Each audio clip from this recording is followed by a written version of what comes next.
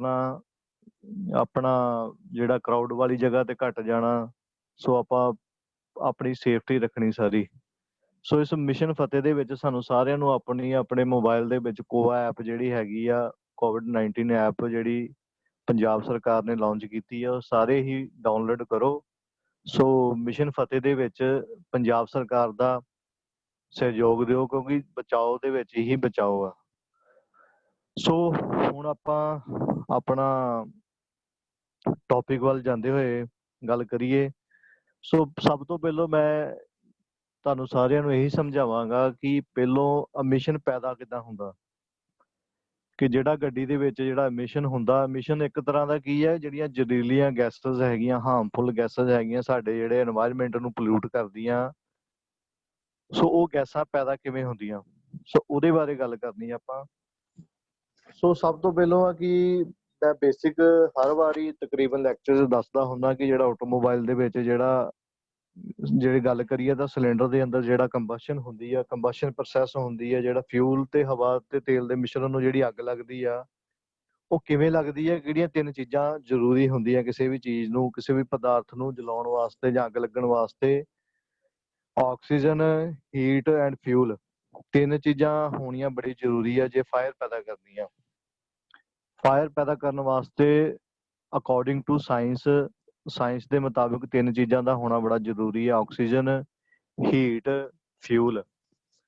ਸੋ ਤਿੰਨਾਂ ਦੇ ਵਿੱਚ ਜੇ ਆਪਸੀ ਰਿਐਕਸ਼ਨ ਹੋਊਗਾ ਕੈਮੀਕਲੀ ਤਾਂ ਫਾਇਰ ਪੈਦਾ ਹੋਊਗੀ। ਸੋ ਇਦਾਂ ਹੀ ਸਿਲੰਡਰ ਦੇ ਵਿੱਚ ਜਿਹੜਾ ਹਵਾ, ਜਿਹੜੀ এনवायरमेंट ਦੇ ਵਿੱਚੋਂ ਜਿਹੜੀ ਹਵਾ ਲੈਂਦੇ ਆ, ਤੇ ਜਿਹੜਾ ਆਪਣਾ ਤੇਲ ਹੁੰਦਾ, ਚਾਹੇ ਉਹ ਲਿਕੁਇਡ ਫਾਰਮ 'ਚ ਆ ਚਾਹੇ ਗੈਸ ਫਾਰਮ ਦੇ ਵਿੱਚ ਹੈਗਾ, LPG ਗੈਸ ਲੈ ਲਓ, ਚਾਹੇ ਪੈਟਰੋਲ ਲੈ ਲਓ, ਚਾਹੇ ਡੀਜ਼ਲ ਲੈ ਲਓ। ਸੋ ਇਹ ਇੱਕ ਤਰ੍ਹਾਂ ਦਾ ਕੀ ਆਪਣਾ ਫਿਊਲ ਹੋ ਗਿਆ। ਸੋ ਹਵਾ ਦੇ ਵਿੱਚ ਨੈਚੁਰਲੀ ਜਿਹੜੀ এনवायरमेंट ਹਵਾ, ਉਹਦੇ ਵਿੱਚ ਆਕਸੀਜਨ ਵੀ ਆ, ਨਾਈਟ੍ਰੋਜਨ ਵੀ ਆ। ਸੋ ਤੀਜਾ ਚੀਜ਼ ਆ ਜਿਹੜੀ ਹੀਟ ਕੀ ਆ, ਜਿਹੜਾ ਜਦੋਂ ਆਪਾਂ ਇਸ ਮਿਕਸਚਰ ਨੂੰ ਕੰਪਰੈਸ ਕਰਦੇ ਆ, ਜਦੋਂ ਸਿਲੰਡਰ ਦੇ ਅੰਦਰ ਇਨਲੈਟ ਵਾਲਵ ਦੇ ਜ਼ਰੀਏ ਜਦੋਂ ਮਿਕਸਚਰ ਅੰਦਰ ਦਾਖਲ ਹੋ ਜਾਂਦਾ, ਜਦੋਂ ਉਹਨੂੰ ਕੰਪਰੈਸ ਕਰਦੇ ਆ ਤਾਂ ਕੀ ਕਰਦੇ ਆ, ਕੰਪਰੈਸ ਕਰਨ ਦਾ ਭਾਵ ਕੀ ਹੈ ਕਿ ਹੀਟ ਪੈਦਾ ਕਰਦੇ ਆ, ਤਾਪਮਾਨ।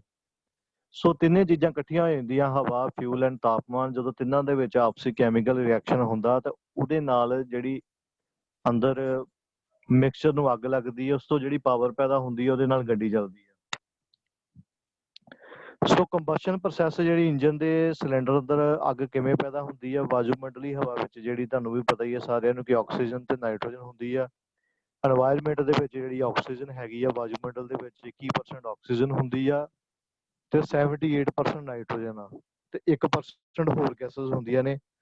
ਸੋ ਜਦੋਂ ਗੱਲ ਕਰੀਏ ਕਿ ਸਿਲੰਡਰ ਦੇ ਅੰਦਰ ਜਦੋਂ ਇਨਲੈਟ ਵਾਲਵ ਦੇ ਜ਼ਰੀਏ ਜਦੋਂ ਹਵਾ ਜਾਂਦੀ ਆ, ਹਵਾ ਦੇ ਵਿੱਚ ਆਕਸੀਜਨ ਤੇ ਨਾਈਟ੍ਰੋਜਨ ਹੁੰਦੀ ਆ, ਤੇ ਦੂਜੇ ਪਾਸੋਂ ਜਦੋਂ ਫਿਊਲ ਇੰਜੈਕਟਰ, ਡੀਜ਼ਲ ਗੱਡੀ 'ਚ ਗੱਲ ਕਰੀਏ ਤਾਂ ਫਿਊਲ ਇੰਜੈਕਟਰ ਲੱਗਾ ਹੁੰਦਾ, ਤੇ ਪੈਟਰੋਲ ਗੱਡੀ ਦੇ ਵਿੱਚ ਕਾਰਬੋਰੇਟਰ ਦੇ ਵਿੱਚ ਮਿਕਸ ਹੋ ਕੇ ਹੁੰਦਾ। ਸੋ ਜਦੋਂ ਪੈਟਰੋਲ ਜਾਂ ਡੀਜ਼ਲ ਤੇ ਹਵਾ ਦੇ ਜਦੋਂ ਮਿਸ਼ਰਣ ਨੂੰ ਅੱਗ ਲੱਗਦੀ ਹੈ, ਤੇ ਹਾਈਡਰੋਕਾਰਬਨ, ਤੇਲ ਤੇ ਹਵਾ ਦੇ ਮਿਸ਼ਰਣ ਜਦੋਂ ਅੱਗ ਲੱਗਦੀ ਹੈ, ਅਸਲ ਵਿੱਚ ਜਲ ਕੇ ਇਹਨਾਂ ਨੂੰ ਅੱਗ ਲਾ ਕੇ ਪੈਦਾ ਕੀ ਹੋਣਾ ਚਾਹੀਦਾ ਸੀ, ਪੈਦਾ ਹੋਣਾ ਚਾਹੀਦਾ ਸੀ ਕਿ ਇਹਨਾਂ ਤੋਂ ਕਾਰਬਨ ਡਾਈਆਕਸਾਈਡ ਬਣਨੀ ਚਾਹੀਦੀ ਸੀ, ਪਾਣੀ ਬਣਨਾ ਚਾਹੀਦਾ ਤੇ ਨਾਈਟ੍ਰੋਜਨ ਬਣਨੀ ਚਾਹੀਦੀ। ਬਟ ਪ੍ਰੈਕਟੀਕਲੀ ਇੱਦਾਂ ਨਹੀਂ ਹੁੰਦਾ। ਸੋ ਪ੍ਰੈਕਟੀਕਲੀ ਇੱਦਾਂ ਨਹੀਂ ਹੁੰਦਾ ਤੇ ਉਸ ਕਾਰਨ ਜਿਹੜੇ ਗੱਡੀ ਦੇ ਵਿੱਚ ਜਿਹੜੇ ਜ਼ਹਿਰੀਲੀਆਂ ਗੈਸਸ ਬਾਹਰ ਆਉਂਦੀਆਂ ਨੇ, ਇਸ ਕਾਰਨ ਕਰਕੇ ਆਉਂਦੀਆਂ। ਮੈਂ ਤੁਹਾਨੂੰ ਦੋ ਰਿਐਕਸ਼ਨਸ ਤੁਹਾਡੀ ਸਕਰੀਨ ਤੇ ਆ ਰਹੀਆਂ, ਇੱਕ ਪਰਫੈਕਟ ਕੰਬਸ਼ਨ ਪ੍ਰੋਸੈਸ, ਇੱਕ ਹੈਗੀ typical real world engine combustion process. So ਇਹਦੇ ਵਿੱਚ ਦਿਖਾਇਆ ਗਿਆ ਇਹੀ ਹੈ ਕਿ ਜੇ ਤਾਂ ਐਕਚੁਅਲੀ ਤੁਹਾਡੀ ਹੋਣਾ ਕੀ ਚਾਹੀਦਾ ਕਿ ਜਿਹੜਾ ਤੁਹਾਡਾ ਗੱਡੀ ਦੇ ਵਿੱਚ ਤੇਲ ਹੁੰਦਾ, ਡੀਜ਼ਲ ਜਾਂ ਪੈਟਰੋਲ, ਉਹ ਫਿਊਲ ਹੁੰਦਾ, ਉਹਦੇ ਵਿੱਚ ਹਾਈਡਰੋਕਾਰਬਨਸ ਹੁੰਦੇ ਆ।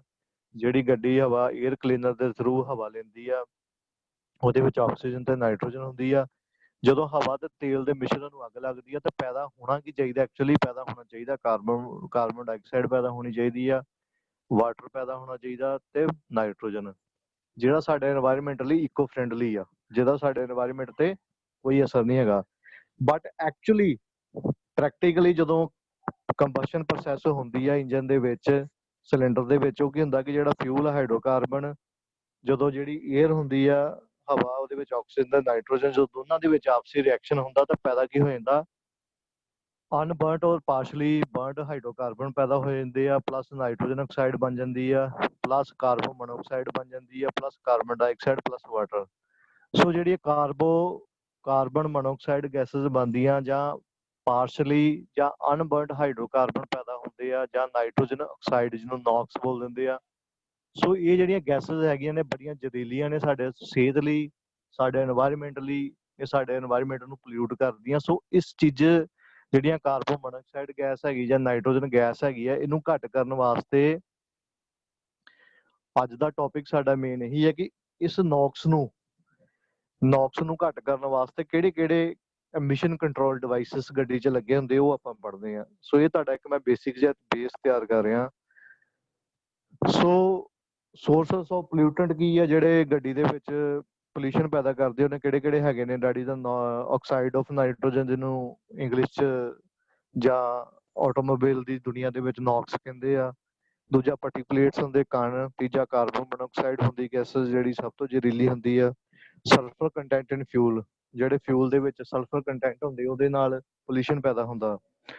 ਸੋ ਇੱਕ ਮੈਂ ਤੁਹਾਡੇ ਨਾਲ ਸ਼ੇਅਰ ਕਰਨ ਜਾ ਰਿਹਾ ਕਿ ਜਿਹੜਾ ਕਾਰਬਨ ਮੋਨੋਆਕਸਾਈਡ ਜਿਹੜੀ ਗੈਸ ਆ ਇਹਦੇ ਨਾਲ ਜਿਹੜੀਆਂ ਡਿਸੀਜ਼ਸ, ਜੇ ਕਾਰਬਨ ਮੋਨੋਆਕਸਾਈਡ ਗੈਸ ਜ਼ਿਆਦਾ ਸਾਇਲੈਂਸਰ ਦੇ ਥਰੂ এনवायरमेंट 'ਚ ਜ਼ਿਆਦਾ ਬਾਹਰ ਆਊਗੀ ਤਾਂ ਇਹਦੇ ਨਾਲ ਕਿਹੜੀ ਬਿਮਾਰੀ ਲੱਗ ਸਕਦੀ ਆ? ਹਾਰਟ, ਬਲੱਡ ਨਾਲ ਰਿਲੇਟਡ ਪ੍ਰੋਬਲਮਸ, ਹਾਰਟ ਨਾਲ ਰਿਲੇਟਡ ਹੈਲਥ ਪ੍ਰੋਬਲਮਸ ਆ ਸਕਦੀਆਂ ਨੇ। ਜੇ ਹਾਈਡਰੋਕਾਰਬਨਸ ਜ਼ਿਆਦਾ ਬਾਹਰ ਆਉਣ ਸਾਇਲੈਂਸਰ ਦੇ ਜ਼ਰੀਏ ਜਾਂ ਐਗਜ਼ਾਸਟ ਪਾਈਪ ਦੇ ਜ਼ਰੀਏ ਤਾਂ ਲੰਗਸ ਦੀਆਂ ਜਿਹੜੀਆਂ ਡਿਸੀਜ਼ਸ, ਫੇਫੜੇ ਦੀਆਂ ਬਿਮਾਰੀਆਂ ਪੈਦਾ ਹੋ ਸਕਦੀਆਂ। ਜੇ ਨੌਕਸ, ਨਾਈਟ੍ਰੋਜਨ ਆਕਸਾਈਡ ਜ਼ਿਆਦਾ ਪੈਦਾ ਹੋ ਰਿਹਾ ਤੇ ਆਸਥਮਾ, ਸਾਹ ਦੀ ਪ੍ਰੋਬਲਮ ਆ ਸਕਦੀ ਆ। ਸੋ ਜੇ ਲੈਡ ਜ਼ਿਆਦਾ ਪੈਦਾ ਹੋ ਰਿਹਾ, ਬਲੱਡ ਕੈਂਸਰ ਦੀ ਪ੍ਰੋਬਲਮ ਆ ਸਕਦੀ ਆ। ਸੋ ਜੇ ਤੁਹਾਡੇ ਮੋਟੇ ਪਾਰਟੀਕਲ ਜਿਹੜੇ ਸਸਪੈਂਡਡ ਪਾਰਟੀਕੂਲੇਟ ਮੈਟਰਸ ਬਾਹਰ ਆ ਰਹੇ ਨੇ, ਡੈਡੀ ਦਾ ਆਸਥਮਾ, ਉਹ ਵੀ ਸਾਹ ਦੀ ਪ੍ਰੋਬਲਮ ਆ ਸਕਦੀ ਹੈ। ਸੋ ਇਹ ਬਿਮਾਰੀਆਂ ਜੇ ਤਾਂ ਆਪਾਂ ਇਹਨਾਂ ਨੂੰ ਕੰਟਰੋਲ ਨਾ ਕਰੀਏ, ਜਿਹੜਾ ਗੱਡੀ ਦੇ ਵਿੱਚ ਐਮਿਸ਼ਨ ਪੈਦਾ ਹੁੰਦਾ ਜੇ ਉਹਨੂੰ ਕੰਟਰੋਲ ਨਾ ਕਰੀਏ ਤਾਂ ਜਿਹੜੀਆਂ ਸਾਡੇ এনवायरमेंट ਪੋਲਿਊਟ ਹੋਊਗਾ ਤਾਂ ਸਾਨੂੰ ਅਲਟੀਮੇਟਲੀ ਕੀ ਹੈ ਕਿ ਆਪਾਂ ਯੂਨੀਵਰਸ ਬ੍ਰਹਮੰਡ ਦੇ ਵਿੱਚ ਤਾਂ ਰਹਿਣ, ਆਪਾਂ ਸਾਰੇ ਵੇਦ ਸ਼ਾਸਤਰਾਂ ਦੇ ਮੁਤਾਬਕ ਜਿਹੜੀ 84 ਲੱਖ ਜੂਨ ਆ ਉਹਦੇ ਵਿੱਚੋਂ ਮਨੁੱਖ ਜੂਨ ਆ, ਆਪਾਂ ਸਾਰੇ ਤਕਰੀਬਨ ਵਿੱਚ ਹੀ ਸਾਰੀਆਂ ਜੂਨਾਂ ਵਿੱਚ ਪਾ ਲਓ ਕਿ ਆਪਾਂ ਰਹਿ ਰਹੇ ਹਾਂ ਤੇ ਇਹਦਾ ਅਲਟੀਮੇਟਲੀ ਅਸਰ ਸਾਡੀ ਸਿਹਤ ਤੇ ਹੋਣਾ, ਸਾਡੀ ਹੈਲਥ ਤੇ। ਸੋ ਆਕਸਾਈਡ ਆਫ ਨਾਈਟ੍ਰੋਜਨ, ਜੇ ਨਾਈਟ੍ਰੋਜਨ ਆਕਸਾਈਡ ਜ਼ਿਆਦਾ ਕਿਉਂ ਪੈਦਾ ਹੁੰਦਾ? ਇਹ ਨਾਈਟ੍ਰੋਜਨ ਆਕਸਾਈਡ ਉਦੋਂ ਪੈਦਾ ਹੁੰਦਾ ਜਦੋਂ ਹਵਾ ਤੇ ਤੇਲ ਜਦੋਂ ਜਲਦਾ ਵਾ ਤੇ ਉਹ ਹਾਈ ਪ੍ਰੈਸ਼ਰ ਦੇ ਨਾਲ ਕੀ ਹੁੰਦਾ ਕਿ ਜਿਹੜੀ ਨਾਈਟ੍ਰੋਜਨ ਆ ਜਦੋਂ ਆਕਸੀਜਨ ਨਾਲ ਰਿਐਕਟ ਕਰਦੀ ਆ ਤਾਂ ਨਾਈਟ੍ਰੋਜਨ ਆਕਸਾਈਡ ਪੈਦਾ ਹੁੰਦੀ ਆ। ਸੋ ਦੂਜਾ ਪਾਰਟੀਕੂਲੇਟਸ ਜਿਹੜੇ ਕਣ ਹੁੰਦੇ ਨੇ ਅੱਜ ਕੱਲ੍ਹ ਦੇ ਸਮੇਂ ਵਿੱਚ ਜਿਹੜੇ ਅੱਜ ਕੱਲ੍ਹ ਦੇ ਇੰਜਨ ਆ ਉਹ ਕਾਰਬਨ ਬੇਸਡ ਜਿਹੜੇ ਆ ਕਣ ਪੈਦਾ ਕਰਦੇ ਆ। ਸੋ ਪੁਰਾਣੇ ਸਮੇਂ ਦੇ ਵਿੱਚ ਜਿਹੜੇ ਇੰਜਨ ਹੁੰਦੇ ਸੀ ਡੈਡੀ ਦਾ ਲੈਡ ਬੇਸਡ ਕਣ ਪੈਦਾ ਕਰਦੇ ਸੀ। ਸੋ ਜੇ ਗੱਲ ਕਰੀਏ ਤਾਂ ਕਣ ਕਿਉਂ ਪੈਦਾ ਹੁੰਦੇ ਆ? ਜੇ ਪੈਟਰੋਲ ਇੰਜਨ ਦੀ ਗੱਲ ਕਰੀਏ ਤਾਂ ਕਣ ਉਦੋਂ ਪੈਦਾ ਹੋਣਗੇ ਜਦੋਂ ਪੂਰੀ ਤਰ੍ਹਾਂ ਤੇਲ ਤੇ ਹਵਾ ਦੇ ਮਿਸ਼ਰਣ ਨੂੰ ਪੂਰੀ ਤਰ੍ਹਾਂ ਅੱਗ ਨਾ ਲੱਗੇ। ਜੇ ਡੀਜ਼ਲ ਇੰਜਨ ਦੀ ਗੱਲ ਕਰੀਏ ਤਾਂ ਕਣ ਉਦੋਂ ਪੈਦਾ ਹੁੰਦੇ ਆ ਪਾਰਟੀਕੂਲੇਟਸ ਜਦੋਂ ਸਿਲੰਡਰ ਦੇ ਅੰਦਰ ਘੱਟ ਆਕਸੀਜਨ ਜਾਵੇ। ਜੇ ਡੀਜ਼ਲ ਇੰਜਨ ਦੀ ਗੱਲ ਕਰੀਏ ਤਾਂ ਜੇ ਅੰਦਰ ਘੱਟ ਆਕਸੀਜਨ ਜਾਊਗੀ ਤਾਂ ਕਣ ਪੈਦਾ ਹੋਣਗੇ। ਸੋ ਇਹ ਜੇ ਕਣ ਪੈਦਾ ਹੁੰਦੇ ਜਿਹੜੇ ਕਾਰਬਨ ਬੇਸਡ ਜਾਂ ਲੈਡ ਬੇਸਡ, ਇਹ ਸਾਡੇ এনवायरमेंट ਨੂੰ ਪੋਲਿਊਟ ਕਰਦੇ ਆ। ਕਾਰਬਨ ਮੋਨੋਆਕਸਾਈਡ ਦੀ ਗੱਲ ਕਰੀਏ ਤਾਂ ਸਭ ਤੋਂ ਜ਼ਹਿਰੀਲੀ ਗੈਸ ਆ। ਜਦੋਂ ਮਿਸ਼ਰਣ ਨੂੰ ਇਹ ਕਾਰਬਨ ਮੋਨੋਆਕਸਾਈਡ ਕਦੋਂ ਪੈਦਾ ਹੁੰਦੀ ਹੈ ਗੱਡੀ ਦੇ ਵਿੱਚ? ਜਦੋਂ ਮਿਸ਼ਰਣ ਹਵਾ ਦਾ ਜਿਹੜਾ ਤੇਲ ਦਾ ਮਿਸ਼ਰਣ ਆ ਇਹਨੂੰ ਪੂਰੀ ਤਰ੍ਹਾਂ ਅੱਗ ਨਹੀਂ ਲੱਗਦੀ। ਜਦੋਂ ਪੂਰੀ ਤਰ੍ਹਾਂ ਕੰਬਸ਼ਨ ਨਹੀਂ ਹੁੰਦੀ ਤਾਂ ਉਦੋਂ ਇਹ ਚੀਜ਼ ਕਾਰਬਨ ਮੋਨੋਆਕਸਾਈਡ ਗੈਸ ਪੈਦਾ ਹੁੰਦੀ ਹੈ। ਸੋ ਇਹ ਗੈਸ ਦੇ ਨਾਲ ਦਿਲ ਦੀਆਂ ਬਿਮਾਰੀਆਂ ਲੱਗਦੀਆਂ। ਸੋ ਸਲਫਰ ਕੰਟੈਂਟ ਜਿਹੜਾ ਜਾਂ ਡੀਜ਼ਲ ਦੀ ਗੱਲ ਕਰੋ, ਫਿਊਲ ਦੀ ਜਾਂ ਪੈਟਰੋਲ ਦੀ, ਇਹਦੇ ਵਿੱਚ ਥੋੜੀ ਜਿਹੀ ਮਾਤਰਾ ਦੇ ਵਿੱਚ ਸਲਫਰ ਹੁੰਦਾ। ਜਦੋਂ ਸਲਫਰ ਅੰਦਰ ਅੱਗ ਲੱਗਦੀ ਆ ਤੇ ਸਲਫਰ ਤੇ ਵਾਟਰ ਵੇਪਰ ਦਾ ਆਪਸੀ ਰਿਐਕਸ਼ਨ ਹੋਣ ਨਾਲ ਸਲਫਿਊਰਿਕ ਐਸਿਡ ਤੇਜ਼ਾਬ ਪੈਦਾ ਹੋ ਜਾਂਦਾ, ਜਿਹਨੂੰ ਸਲਫਿਊਰਿਕ ਐਸਿਡ ਕਹਿੰਦੇ ਆ। ਸੋ ਜਿਸ ਨਾਲ ਸਿਲੰਡਰ ਲਾਈਨਰ ਦੇ ਵਾਲਵ ਗਾਈਡ ਨੂੰ ਜੰਗਾਲ ਲੱਗਦਾ ਜਾਂ ਐਗਜ਼ੌਸਟ ਗੈਸ ਟਰਾਈ ਜੇ ਵਾਤਾਵਰਨ ਵਿੱਚ ਬਾਹਰ ਨਿਕਲੇ ਜ਼ਿਆਦਾ ਸਲਫਰ ਤਾਂ ਜਿਹੜੇ ਸਾਡੇ, ਤੁਹਾਨੂੰ ਪਤਾ, ਜਿੰਨੇ ਵੀ ਸਾਡੇ ਮੈਟਲਸ ਹੁੰਦੀਆਂ ਸਾਰਿਆਂ ਨੂੰ ਜੰਗਾਲ ਲੱਗ ਸਕਦਾ। ਸੋ ਸਲਫਰ ਕੰਟੈਂਟ ਵੀ ਬਾਹਰ ਜ਼ਿਆਦਾ ਨਹੀਂ ਆਉਣਾ ਚਾਹੀਦਾ।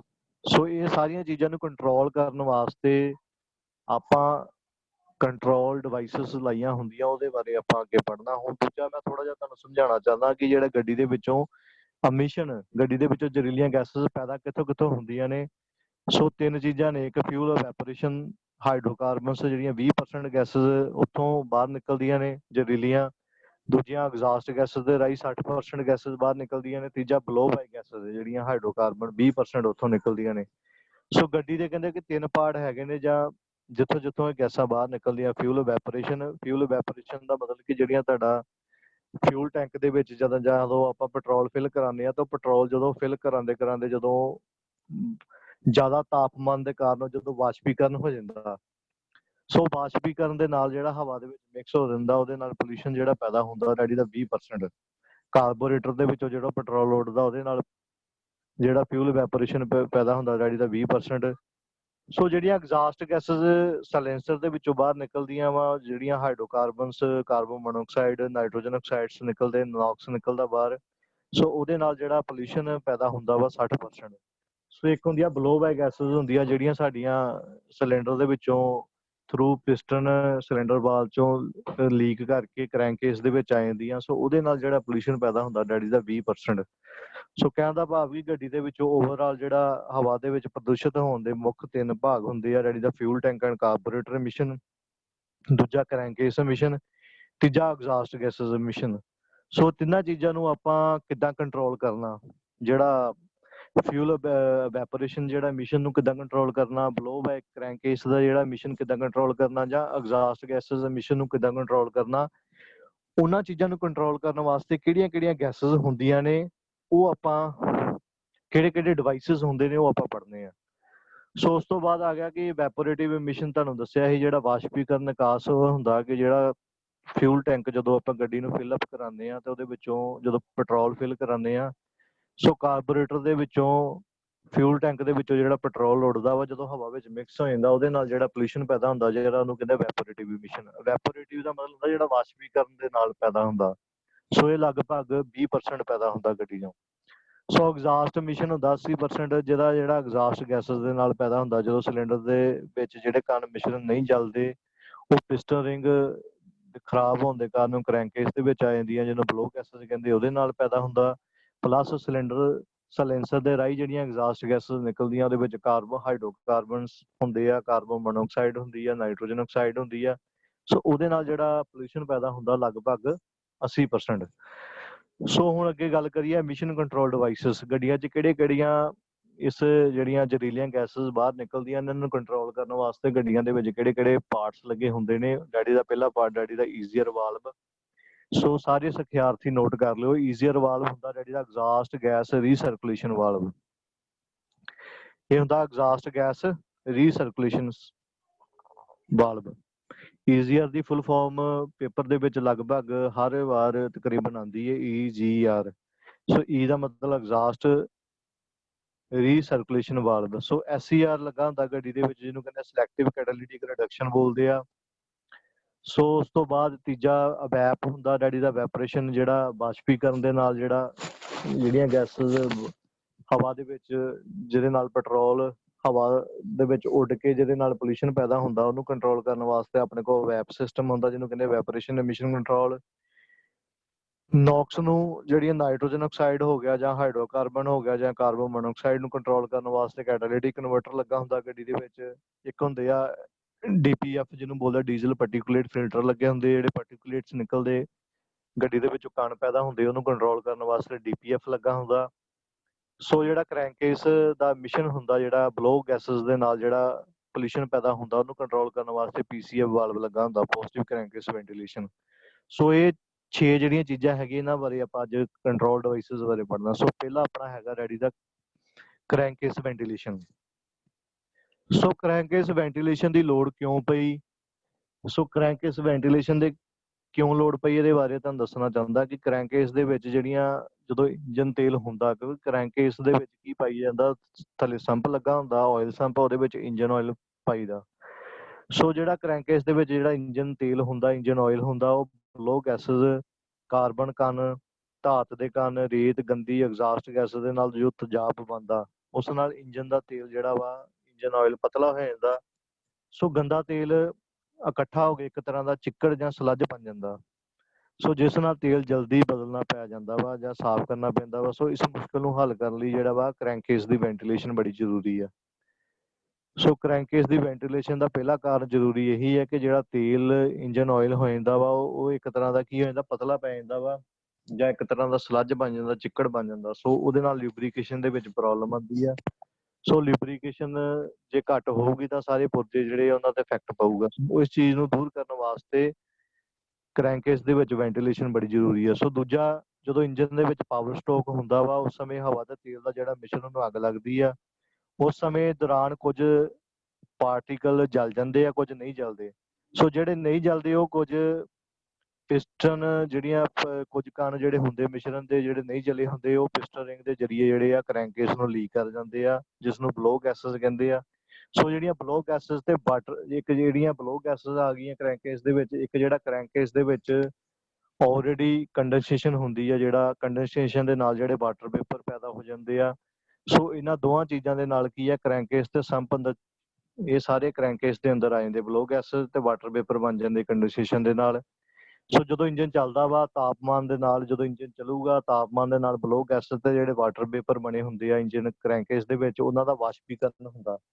ਸੋ ਜਦੋਂ ਵਾਸ਼ਪੀਕਰਨ ਹੋਊਗਾ ਤੇ ਕ੍ਰੈਂਕੇਸ ਦੇ ਅੰਦਰ ਪ੍ਰੈਸ਼ਰ ਬਣਦਾ। ਸੋ ਜੇ ਜ਼ਿਆਦਾ ਪ੍ਰੈਸ਼ਰ ਬਣੇ, ਜੇ ਉਹਦਾ ਵੈਂਟੀਲੇਸ਼ਨ ਨਹੀਂ ਕਰੀਏ ਦੇ ਕ੍ਰੈਂਕੇਸ ਦੇ ਅੰਦਰ ਇੰਨਾ ਜ਼ਿਆਦਾ ਪ੍ਰੈਸ਼ਰ ਬਣ ਜਾਂਦਾ ਵਾ ਕਿ ਜੇ ਵੈਂਟੀਲੇਸ਼ਨ ਬੜੀ ਜ਼ਰੂਰੀ ਆ। ਜੇ ਨਾ ਕਰੀਏ ਤੇ ਜ਼ਿਆਦਾ ਪ੍ਰੈਸ਼ਰ ਦੇ ਨਾਲ ਜਿਹੜੀ ਆ ਇੰਜਨ ਦੀ ਆਇਲ ਸੀਲ ਹੁੰਦੀ ਆ, ਜਿਹੜੀ ਫਲਾਈ ਵੀਲ ਤੇ ਲੱਗੀ ਹੁੰਦੀ ਲਾਗੇ ਕ੍ਰੈਂਕਸ਼ਾਫਟ ਤੇ, ਉਹ ਸੀਲ ਜਿਹੜੀ ਆ ਉਹ ਇੰਨਾ ਜ਼ਿਆਦਾ ਪ੍ਰੈਸ਼ਰ ਬਲੋ ਗੈਸਸ ਦਾ ਪਲੱਸ ਜਿਹੜਾ ਵਾਟਰ ਪੇਪਰ ਬਣੇ ਹੁੰਦੇ ਕੰਡੈਂਸੇਸ਼ਨ ਦੇ ਨਾਲ, ਇਹਨਾਂ ਦਾ ਇੰਨਾ ਜ਼ਿਆਦਾ ਦਬਾਅ ਬਣ ਜਾਂਦਾ ਕਿ ਇਹ ਸੀਲ ਪੜ ਜਾਂਦੀ ਆ। ਸੋ ਜੇ ਸੀਲ ਖਰਾਬ ਹੋ ਗਈ ਤਾਂ ਸਾਰਾ ਜਿਹੜਾ ਤੁਹਾਡਾ ਇੰਜਨ ਆਇਲ ਆ ਉਹ ਲੀਕ ਕਰ ਜਾਂਦਾ। ਸੋ ਇੱਕ ਤਰ੍ਹਾਂ ਦਾ ਕੀ ਹੈ, ਵੈਂਟੀਲੇਸ਼ਨ ਬਹੁਤ ਜ਼ਰੂਰੀ ਕ੍ਰੈਂਕੇਸ ਦੀ। ਤੀਜਾ ਕੀ ਹੈ, ਕ੍ਰੈਂਕੇਸ ਵੈਂਟੀਲੇਸ਼ਨ ਨਾਲ ਵਾਤਾਵਰਨ ਪ੍ਰਦੂਸ਼ਣ ਹੋਣ ਤੋਂ ਬਚਿਆ ਰਹਿੰਦਾ। ਨਹੀਂ ਤਾਂ ਜਿਹੜੀਆਂ ਬਲੋ ਗੈਸਸ ਹੁੰਦੀਆਂ ਵਾ, ਇਹ ਬਲੋ ਗੈਸਸ ਦੇ ਨਾਲ ਕੀ ਆ, ਸਾਡਾ ਜਿਹੜਾ এনवायरमेंट ਪੋਲਿਊਟ ਹੁੰਦਾ ਵਾ। ਜਾਂ ਜਿਹੜੀਆਂ ਬਲੋ ਗੈਸਸ ਅਨਬਰਨਟ ਜਿਹੜੀਆਂ ਬਲੋ ਗੈਸਸ ਹੁੰਦੀਆਂ, ਇਹ ਦੁਬਾਰਾ ਰੀਸਾਈਕਲ ਇਹਨੂੰ ਯੂਜ਼ ਕਰ ਸਕਦੇ ਆ, ਉਹ ਤੁਹਾਨੂੰ ਦੱਸਦਾ ਅੱਗੇ। ਸੋ ਕ੍ਰੈਂਕੇਸ ਵੈਂਟੀਲੇਸ਼ਨ ਵੀ ਅੱਗੇ ਦੋ ਤਰ੍ਹਾਂ ਦੀ ਹੁੰਦੀ ਹੈ, ਇੱਕ ਓਪਨ ਟਾਈਪ ਕ੍ਰੈਂਕੇਸ ਵੈਂਟੀਲੇਸ਼ਨ ਹੁੰਦੀ ਹੈ, ਇੱਕ ਪੋਜ਼ਿਟਿਵ ਕ੍ਰੈਂਕੇਸ ਵੈਂਟੀਲੇਸ਼ਨ ਹੁੰਦੀ ਹੈ। ਸੋ ਓਪਨ ਟਾਈਪ ਕ੍ਰੈਂਕੇਸ ਵੈਂਟੀਲੇਸ਼ਨ ਦੇ ਵਿੱਚ ਵੇਖੋ ਤੁਹਾਡੇ ਡਾਇਗਰਾਮ ਦੇ ਵਿੱਚ ਕੀ ਆ, ਕਿ ਥੱਲੇ ਇੱਕ ਨੰਬਰ ਜਿਹੜਾ ਦੈਟ ਇਜ਼ ਨੂੰ ਦੱਸਿਆ ਬ੍ਰੀਥਰ ਟਿਊਬ। ਸੋ ਓਪਨ ਟਾਈਪ ਤੇ ਪੋਜ਼ਿਟਿਵ ਕ੍ਰੈਂਕੇਸ ਵੈਂਟੀਲੇਸ਼ਨ ਦੀ ਪਹਿਚਾਣ ਕੀ ਆ। ਓਪਨ ਦਾ ਮਤਲਬ ਕਿ ਜਿਹੜਾ ਕ੍ਰੈਂਕੇਸ ਦੇ ਵਿੱਚ ਵੇਪਰ ਬਣਦੇ ਆ, ਕ੍ਰੈਂਕੇਸ ਦੇ ਵਿੱਚ ਵੇਪਰ ਬਣਦੇ ਆ, ਉਹ vented directly into the atmosphere through breather tube.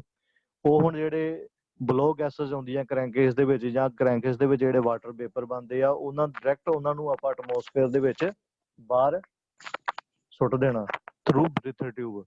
ਇੱਕ ਬ੍ਰੀਥਰ ਟਿਊਬ ਲੱਗੀ ਹੁੰਦੀ ਹੈ ਕ੍ਰੈਂਕੇਸ ਦੇ ਨਾਲ, ਵੇਖੋ ਇੱਕ ਨੰਬਰ। ਸੋ ਜਿਹੜੇ ਆ ਵਾਟਰ ਪੇਪਰ ਜਿਹੜੇ ਕ੍ਰੈਂਕੇਸ ਦੇ ਵਿੱਚ ਪੇਪਰ ਬਣਦੇ ਆ, ਤੁਹਾਨੂੰ ਡਾਇਰੈਕਟਲੀ ਜੇ ਆਪਾਂ এনवायरमेंट ਦੇ ਵਿੱਚ ਸੁੱਟ ਦਈਏ ਤਾਂ ਉਹਦੇ ਨਾਲ ਪੋਲਿਊਸ਼ਨ ਪੈਦਾ ਹੁੰਦਾ। ਸੋ ਉਹਦੇ ਵਾਸਤੇ, ਇਸ ਚੀਜ਼ ਨੂੰ ਹੱਲ ਕਰਨ ਵਾਸਤੇ ਆਪਣੇ ਕੋਲ ਹੈਗਾ ਰੈਡੀ ਦਾ ਪੋਜ਼ਿਟਿਵ ਕ੍ਰੈਂਕੇਸ ਵੈਂਟੀਲੇਸ਼ਨ। ਸੋ ਇਹਦੇ ਵਿੱਚ ਵੇਖੋ ਕਿ ਜਿਹੜਾ ਇੱਕ ਨੰਬਰ ਆ ਡੈਟ ਇਜ਼ ਕੀ ਆ, ਇਨਲੈਟ ਮੈਨੀਫੋਲਡ। ਇਹਦੇ ਵਿੱਚ ਕੀ ਆ ਕਿ ਜਿਹੜੇ ਡਾਇਰੈਕਟ ਕ੍ਰੈਂਕੇਸ ਦੇ ਵਿੱਚ ਡਾਇਰੈਕਟ ਕ੍ਰੈਂਕੇਸ ਜਿਹੜੀ ਬ੍ਰੇਥਰ ਗੈਸਸ ਹੁੰਦੀਆਂ, ਜਿਹੜੀਆਂ ਕ੍ਰੈਂਕੇਸ ਦੇ ਵਿੱਚ ਗੈਸਸ ਬਣਦੀਆਂ ਜਾਂ ਪੇਪਰ ਬਣਦੇ ਆ, ਉਹਨਾਂ ਨੂੰ ਦੁਬਾਰਾ ਰੀਯੂਜ਼ ਕਰ ਲੈਣਾ ਵਾ, ਦੁਬਾਰਾ ਉਹਨਾਂ ਨੂੰ ਇਨਟੇਕ ਮੈਨੀਫੋਲਡ ਦੇ ਵਿੱਚ ਭੇਜ ਦੇਣਾ, ਤਾਂ ਜੋ ਦੁਬਾਰਾ ਇਨਲੈਟ ਵਾਲਵ ਦੇ ਥਰੀਏ ਉਹਨਾਂ ਨੂੰ ਸਿਲੰਡਰ ਦੇ ਅੰਦਰ ਭੇਜਿਆ ਜਾਏ। ਰੀਸਾਈਕਲ ਜਿਹਨੂੰ ਕਹਿੰਦੇ ਨਾ, ਰੀਯੂਜ਼ ਕਰ ਲਿਆ। ਸੋ ਪੋਜ਼ਿਟਿਵ ਕ੍ਰੈਂਕੇਸ ਵੈਂਟੀਲੇਸ਼ਨ ਦੇ ਨਾਲ ਜਿਹੜਾ ਕ੍ਰੈਂਕੇਸ ਦਾ ਜਿਹੜਾ ਐਮਿਸ਼ਨ ਆ ਉਹ ਕੰਟਰੋਲ ਹੋ ਜਾਂਦਾ। ਸੋ ਅੱਜ ਕੱਲ੍ਹ ਗੱਡੀਆਂ ਦੇ ਵਿੱਚ ਜਿਹੜਾ ਕ੍ਰੈਂਕੇਸ ਦਾ ਜਿਹੜਾ ਐਮਿਸ਼ਨ ਕੰਟਰੋਲ ਵਾਸਤੇ ਜਿਹੜਾ ਵਾਲਵ ਲੱਗਾ ਹੁੰਦਾ, ਜਿਹਨੂੰ ਬੋਲਦੇ ਪੀਸੀਵੀ ਵਾਲਵ।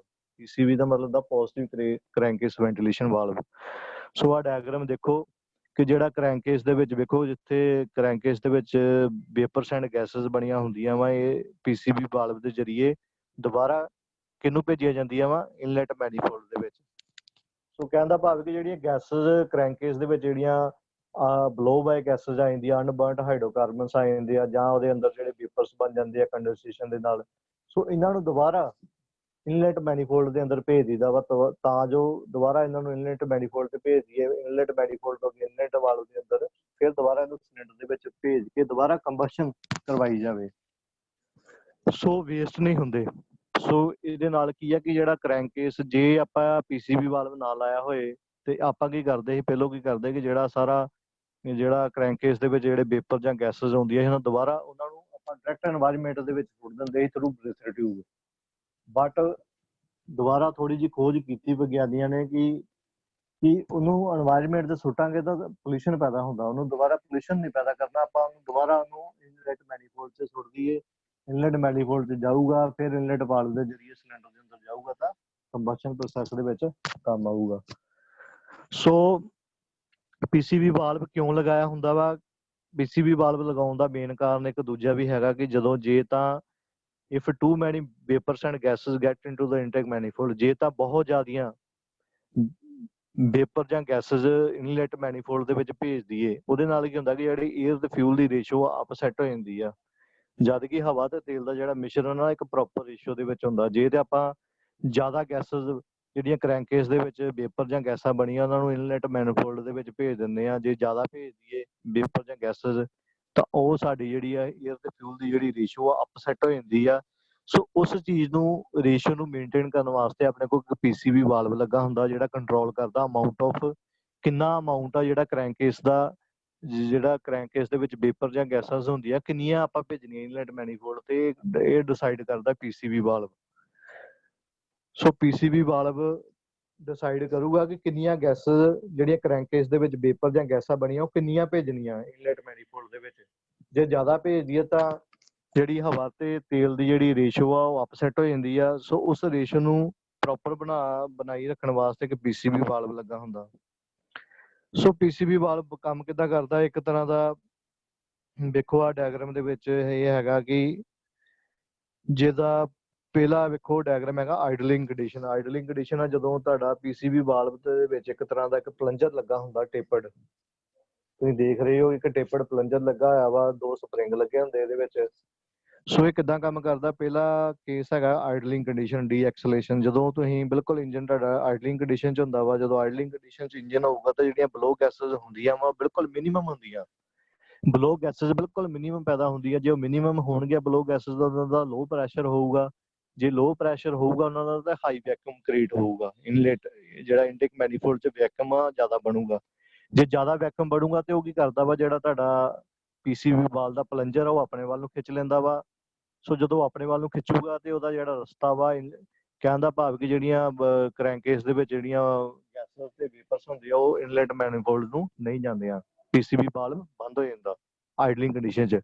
ਸੋ ਜਦੋਂ ਥੋੜਾ ਜਿਹਾ ਐਕਸਲੇਸ਼ਨ ਥੋੜੀ ਜਿਹੀ ਰੇਸ ਦਿੰਦੇ ਹੋ ਜਾਂ ਥੋੜਾ ਜਿਹਾ ਗੱਡੀ ਤੇ ਲੋਡ ਪਾਉਂਦੇ ਹੋ, ਉਹਦੇ ਨਾਲ ਬਲੋ ਗੈਸਸ ਦਾ ਜਿਹੜਾ ਵਾ ਉਹ ਆਪਣੇ ਮੈਕਸਿਮਮ ਲੈਵਲ ਤੇ ਚੱਲ ਜਾਂਦਾ ਵਾ, ਉਹਨਾਂ ਦਾ ਟੈਂਪਰੇਚਰ ਵੱਧ ਜਾਂਦਾ ਵਾ। ਟੈਂਪਰੇਚਰ ਵਧਣ ਦੇ ਨਾਲ ਉਹਨਾਂ ਦਾ ਜਿਹੜਾ ਪ੍ਰੈਸ਼ਰ ਵਧਣ ਦੇ ਨਾਲ ਉਹਨਾਂ ਦਾ ਵੈਕਿਊਮ ਜਿਹੜਾ ਇਹ ਜਿਹੜਾ ਇਨਟੇਕ ਮੈਨੀਫੋਲਡ ਦੇ ਵਿੱਚ ਵੈਕਿਊਮ ਘਟ ਜਾਂਦਾ ਵਾ। ਵੈਕਿਊਮ ਘਟਣ ਦੇ ਨਾਲ ਕੀ ਹੁੰਦਾ ਕਿ ਜਿਹੜਾ ਪਲੰਜਰ ਆ ਉਹ ਥੋੜਾ ਜਿਹਾ ਫਿਰ ਪਿੱਛੇ ਹੋ ਜਾਂਦਾ।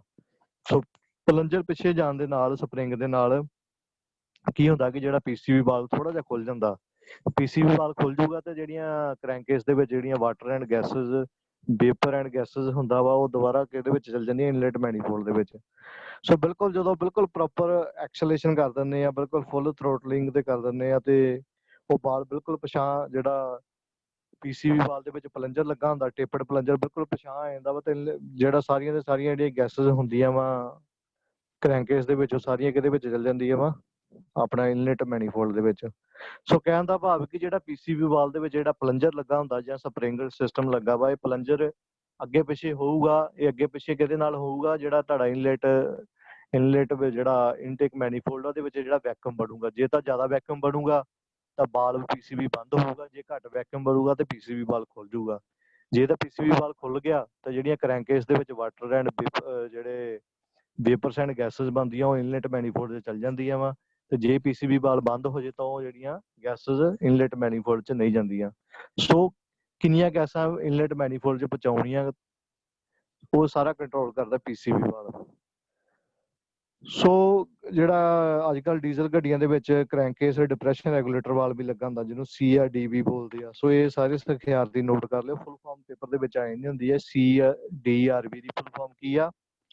Crank case depression regulator valve. ਸੋ ਇਹ ਤੇ ਹੈਗਾ ਹੀ ਕਰੈਂਕੇਸ ਵੈਂਟੀਲੇਸ਼ਨ। ਹੁਣ ਦੂਜਾ ਡਿਵਾਈਸਿਸ ਕਰੀਏ ਈਜ਼ੀਅਰ ਵਾਲਵ। ਸੋ ਈਜ਼ੀਅਰ ਵਾਲਵ ਦੀ ਗੱਲ ਕਰੀਏ ਤਾਂ ਇਹਦੀ ਫੁੱਲ ਫਾਰਮ ਪਤਾ ਹੋਣੀ ਚਾਹੀਦੀ ਆ, ਐਗਜ਼ਾਸਟ ਗੈਸ ਰੀਸਰਕੂਲੇਸ਼ਨ ਵਾਲਵ। ਸੋ ਜਿਹੜਾ ਤੁਸੀਂ ਸਕਰੀਨ ਤੇ ਆਪਣੇ ਵਾਲਵ ਦੇਖ ਰਹੇ ਹੋ that is the electronic type ਆ। ਸੋ ਇਹ ਇਲੈਕਟ੍ਰੋਨਿਕ ਟਾਈਪ ਹੈ। ਇਹਦਾ ਪਰਪਸ ਕੀ ਹੈ? ਈਜ਼ੀਅਰ ਵਾਲਵ ਦਾ ਪਰਪਸ ਇਹੀ ਹੈ ਕਿ ਟੂ ਰਿਡਿਊਸ ਦਾ ਨੌਕਸ, ਜਿਹੜਾ ਗੱਡੀਆਂ ਦੇ ਵਿੱਚ ਜਿਹੜਾ ਨੌਕਸ ਪੈਦਾ ਹੁੰਦਾ, ਨਾਈਟ੍ਰੋਜਨ ਆਕਸਾਈਡ ਪੈਦਾ ਹੁੰਦਾ, ਉਹਨੂੰ ਘੱਟ ਕਰਨ ਵਾਸਤੇ ਜਾਂ ਇੰਜਨ ਦੇ ਵਿੱਚ ਜਿਹੜਾ ਨੌਕਿੰਗ ਹੁੰਦੀ ਆ, ਨੌਕਿੰਗ ਨੂੰ ਕੰਟਰੋਲ ਕਰਨ ਵਾਸਤੇ ਈਜ਼ੀਅਰ ਵਾਲਵ ਲੱਗਾ ਹੁੰਦਾ। ਸੋ ਮੇਨ ਕੰਮ ਇਹਦਾ ਇਹੀ ਹੈ ਕਿ ਜਿਹੜਾ ਨੌਕਸ ਨਾਈਟ੍ਰੋਜਨ ਆਕਸਾਈਡ ਪੈਦਾ ਹੁੰਦਾ ਪੋਲਿਊਸ਼ਨ ਨੌਕਸ ਉਹਨੂੰ ਘੱਟ ਕਰਨ ਵਾਸਤੇ ਈਜ਼ੀਅਰ ਵਾਲਵ ਲੱਗਾ ਹੁੰਦਾ।